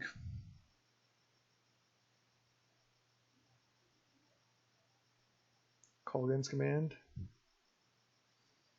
Yeah, it's annoying. Seems like playing the Soul-Scar would have been better against that.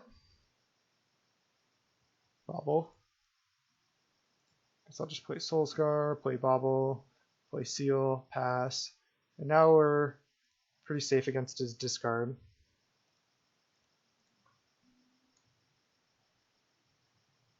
Just have everything on board. See, he kind of got a 2-for-1 with that Kolaghan's Command, but it was against our companion. So it was like a 1-for-1. So yeah, Kolaghan's Command is a great card, but that's how good that was like the worst Lurrus we could do. We didn't even get to use the ability because we have a Rest in Peace, but it was still a 1-for-1, essentially. So he doesn't know about this Bolt. This is his Exile zone. Guess I'll just pull up my Exile as well. Croxa. Okay, I can just let the trigger go onto the stack and bolt him. I guess that bolts both of us, but I think I like that trade. Because if I don't discard a card to Croxa, I take 3, but I'd rather deal damage to him.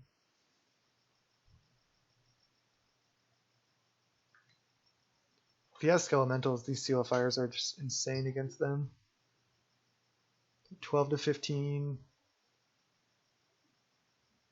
Fatal Push our guy. Okay. We get to Bauble.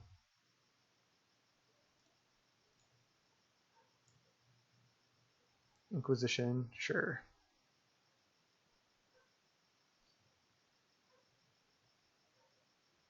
We draw 2. Swiftspear plus Abrade. Alright, well, now it's kind of annoying that we drew Abrade, but nothing we can do. He's most likely going to cast Inquisition as well. Fatal Push it.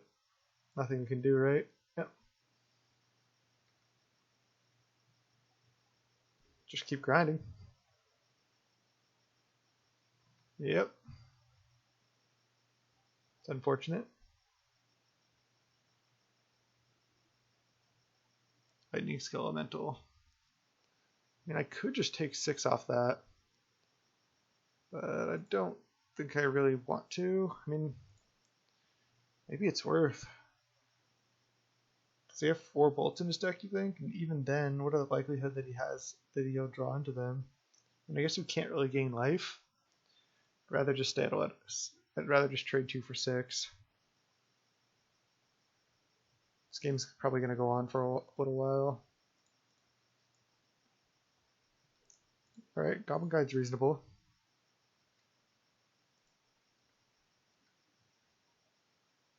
Lightning Skelemental on top. Okay, but we can just trade for that one too. This. We could also just take off this one so we have an answer to Bob. I don't hate just taking off this one. I'm going to do it. Doesn't make us discard, so it's just a straight up Ball Lightning.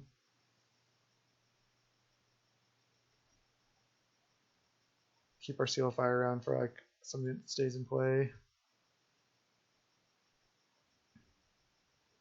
He also only has 1 card left, so we would already have to have Bolt and draw Bolt. Shield these.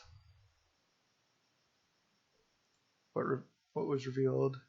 Sunbaked Canyon. Reveals Liliana of the Veil. Oh, the revealed cards are over here. Duh, not Sunbaked Canyon. So Liliana. Okay. Well, Liliana can come down and kill one of our Goblin Guides, then the other Goblin Guide can either kill that.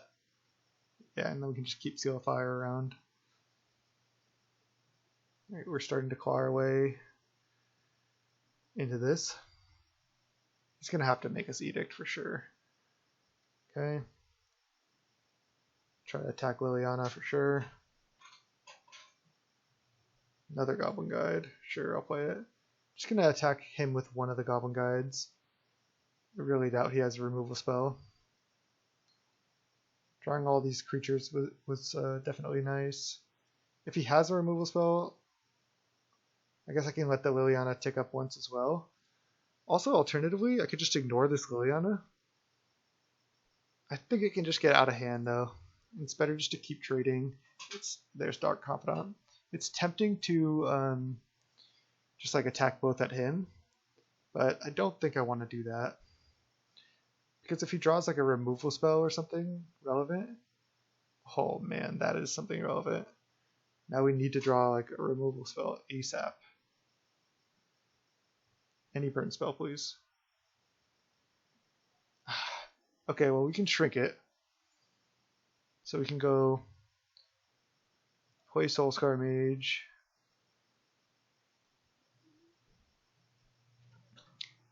I guess we could just shrink his Kalitas now, but if he draws a removal spell and makes a zombie, it's annoying. I guess I just attack with both because he can't block. But then I can't block. I can't block his Kalitas favorably, but I think that's okay. I think I just attack with both guides.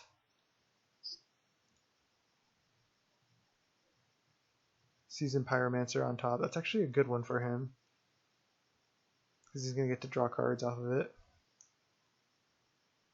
Okay, he's blocking. Don't know if I agree with that block. So now he's going to go Seasoned Pyromancer. Maybe his last card's like a Thoughtseize or something. Just tap both red sources. So we're still in a good spot here. I mean, he's at 6. We still get to draw a card for our turn. I guess this can't make zombies because of Rest in Peace. Oh, he doesn't want to play Dark Confidant out of low life total, I guess.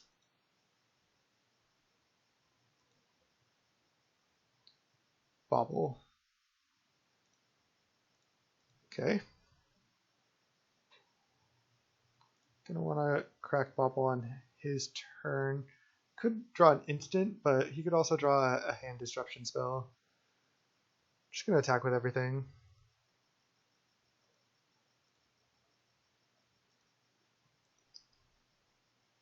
Ransack the Lab plus Swamp. So he drew Swamp and Ransack the Lab is on top. Yeah, this Rest in Peace is probably putting in work. Double block the Soul-Scar Mage. Just gonna kill this. Yeah, can't do that. Yep, he is doing that. Okay. Actually, we already know he's drawing Ransack, so I don't need to crack Bauble on upkeep. So he's at 2. He has Swamp in hand. He just drew Ransack. He's going to cast it. He gets to sort of Impulse or whatever you want to call it.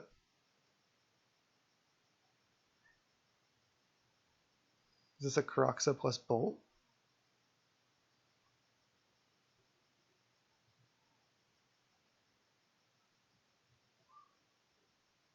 Collective Brutality and Draining. Wow. Okay. He has 1 card left in hand. Does he attack? No. Alright, we Bauble him, so we get to draw an extra card. Mount it on top for him. That's good.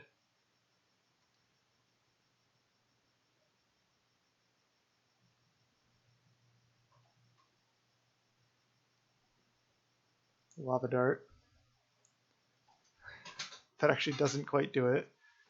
It's annoying if we let him draw that mountain with our Goblin Guide trigger, but I think it's worth it. Just lava dart you. Maybe I should have sided out some darts with all these resting pieces, but they're really good if you don't have this. So I let him draw the mountain. Could just make him draw it. Because we know he doesn't have anything right now, so if he draws a mountain, then we're kind of in the same spot, except we know he doesn't have anything. And what could he have in hand? I think just putting him down is better. So we know he has mountain in hand. Let's just dismiss all these for now. Ransack the lab. Alright, that's a reason to I mean, I guess you can find something here.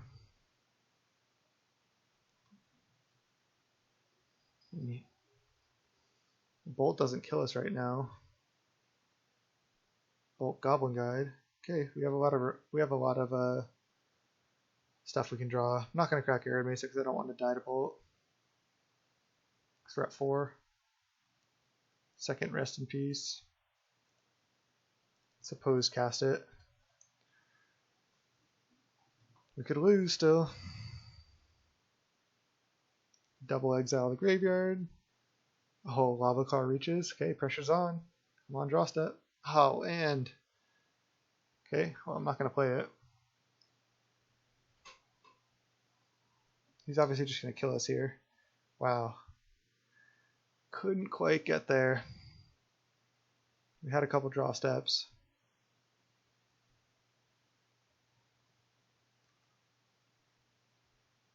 I mean, most of his stuff doesn't really interact with the graveyard that we've seen. He has Ransacks, he has Croxes, Seasoned Pyromancer, but we haven't seen that many unearths and stuff. Man, that's unfortunate. Alright. We're dead here. Could just go down to like 2 rest in peace. Swiftspear wouldn't even have done it. Wow. Lava Claw, huh? He's going grindy as well. Lava darts are just so good when you don't have rest in peace. Maybe I'll just do like this. This is so good. I feel like he saw multiple rest in pieces, so he's also going to play around it. So I think going down to 2 is fine. I mean, it does certainly hurt us as well. Alright. I like having the pass, I think. Just more removal for stuff like Kalidas.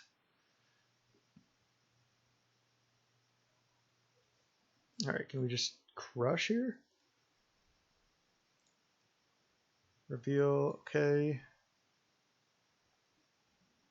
I'm gonna keep. We have a 1 land, we have a Bauble for an extra draw, we have a lot of burn.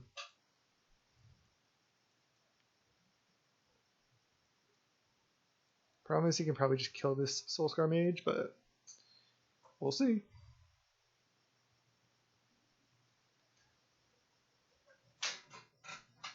Now if we draw like, as long as we find at least a land at some point soon, this hand seems pretty good.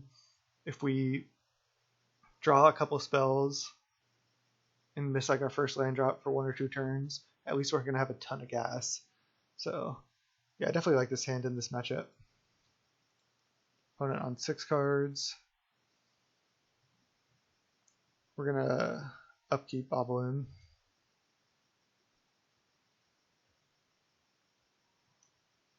Yeah, I haven't been that impressed with Goblin Guide. I'm just not sure what the last couple cards of this deck should be.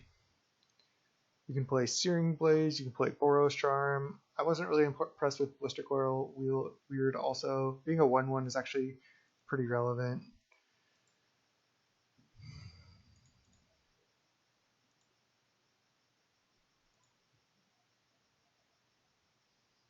Maybe I should just play more of a grindy card that gives you value. Thought about Young Pyromancer as well.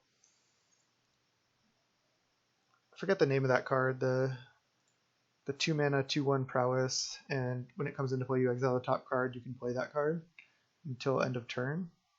Blackcleave Cliffs on top for him. Thought about playing that as well. Bolt our guy. Yep. We draw 2. Do we hit land?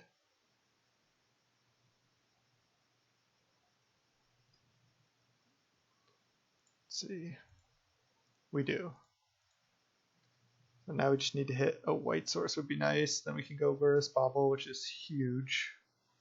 Just gonna pass. Hopefully he plays Dark Confidant. We get to Lava Dart it.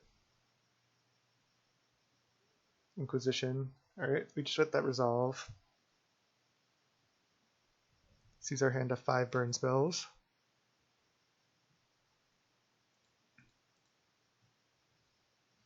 Alright, please let us hit a white source on this next turn. Thoughtseize. I mean, there's no reason to fire off bolts, I don't think.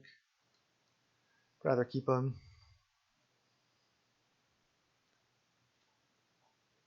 Thoughtseize not that good against the triple bolt Lava Dart hand. You can take bolt, so he essentially gains 1 life off that Thoughtseize. 1 mana, 1 black mana sorcery, gain 1. I mean, it's better than that, because taking bolt, like, we can't bolt his creatures, but yeah, Thoughtseize isn't ideal in this matchup. And he should probably just take bolt, not dart. But if he takes dart, it really shows he has like 1 toughness creatures in hand, like Skelemental, that we might want to try to play around.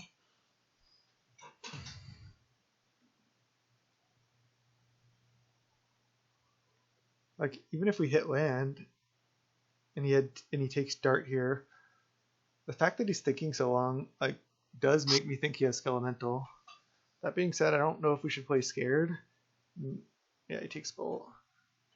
Does really make me feel like he has Skelemental. Could go bolt here as well. Play around future discard. Put him down to 12. No, I don't like that. Okay, nice. Ah, man. Could wait 1 more turn. No, I'm just gonna not play scared, because if I go Lurrus and then he goes Skelemental, make me discard 2, I'm like drawing extra cards from this Lurrus. So he has to kind of kill Lurrus, and then we're in a good spot, because we're gonna gain an extra card out of it.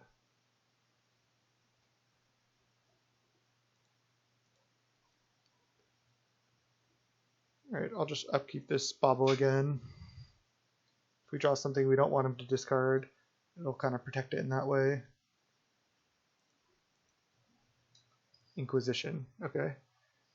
Well, see what he has here. Kroxa? Ransack the lab, maybe?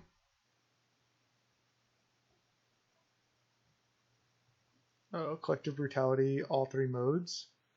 Oh no, no Drain. Well, isn't Drain...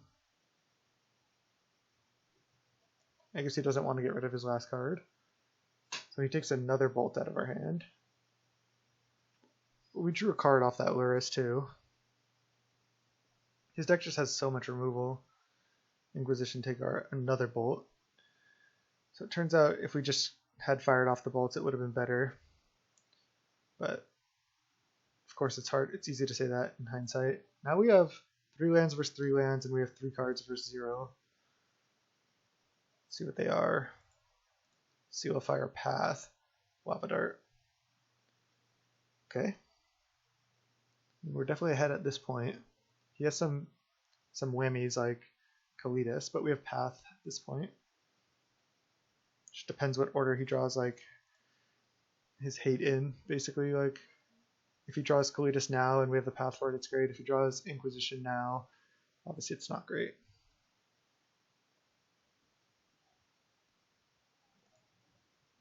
He's still at 18. Collective Brutality.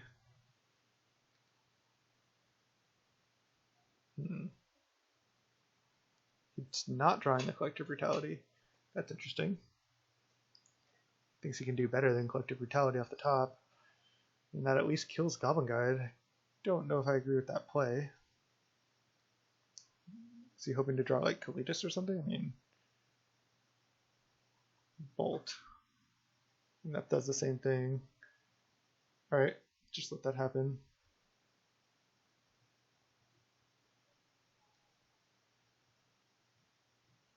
Seal of Fire, play it out. Pass the turn.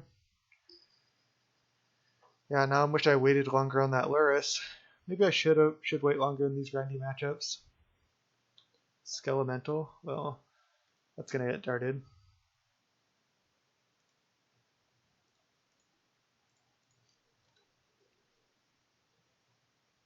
Swiftspear, it's a nice one.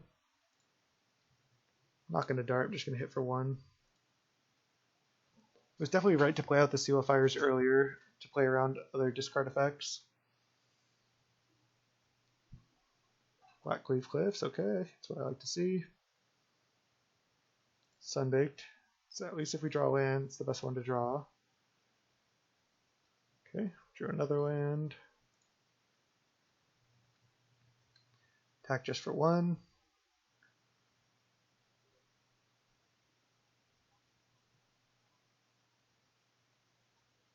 This Unearth.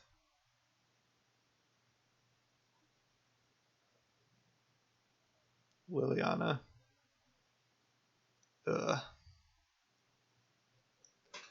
So probably just gonna have to dart Liliana. You sack a creature. Guess I can just wait to dart it. You could draw another Swiftspear. Definitely don't want to let him start plussing. We want to keep this path if we can. Sunbaked Canyon. Alright, let's lead on that. Sack draw. Soul-Scar Mage. Okay, well, I'm going to play it, and I'm going to flashback dart right now.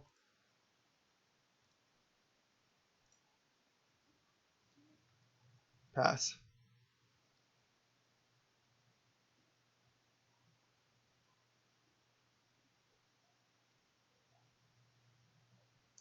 Bolt that. Alright. Can't play around it. Play this tapped, pass. I mean, we've drawn a lot of lands, but at least most of them have, or like several of them have been Sunbaked Canyons. Kalitas. Another Liliana. Brutal. Is that just going to be a 3 for 1?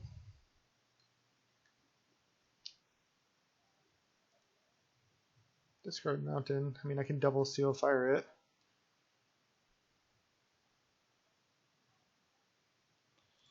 Man, I think I have to. I want to save this path if I can.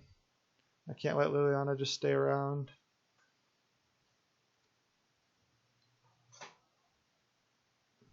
Probably just going to fetch at the end of his turn. Kroxa. Alright, well I can path in response to the trigger, which I definitely have to do. I take 3 damage, but it's fine. Alright. Path.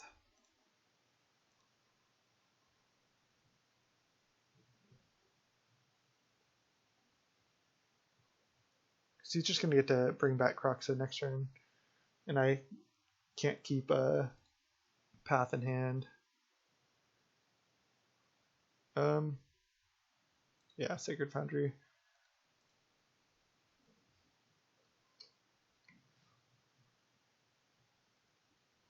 Another path. Opponent's still at 13. We're not drawing perfectly. Opponent's deck really is able to grind. Let's just see what we draw. Bauble. I can't path it on upkeep because I don't want him to get any extra cards out of it. So I'll just path it and play Bauble. And Bauble on his upkeep.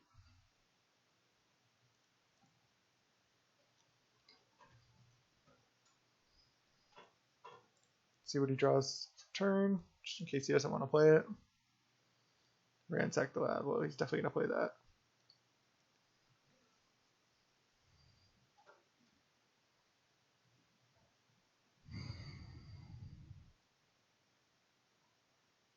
Of course, now he draws Kalitas. Maybe we can draw another path. Draw Rest in Peace. Ugh.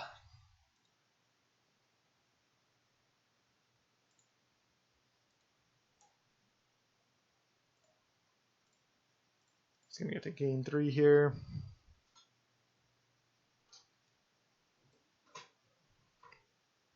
We need him to miss on this draw step.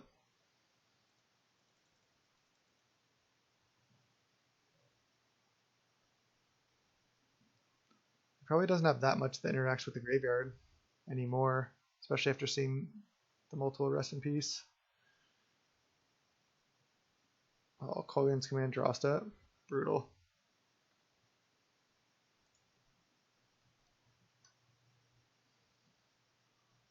Alright, we get hit down to 6.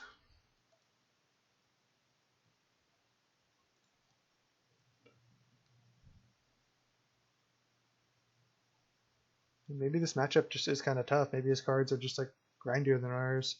Maybe I'm just also misplaying by casting the Lurrus just for a random card. Maybe his deck's built different than most, and the Rest in Peace isn't even that good. We can still win though.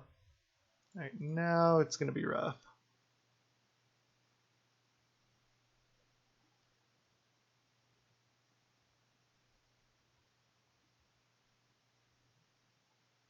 I mean, we probably can't even win anymore. He goes up to 22. We're down at 3. Any Crocs or a Bolt he draws, we're just dead.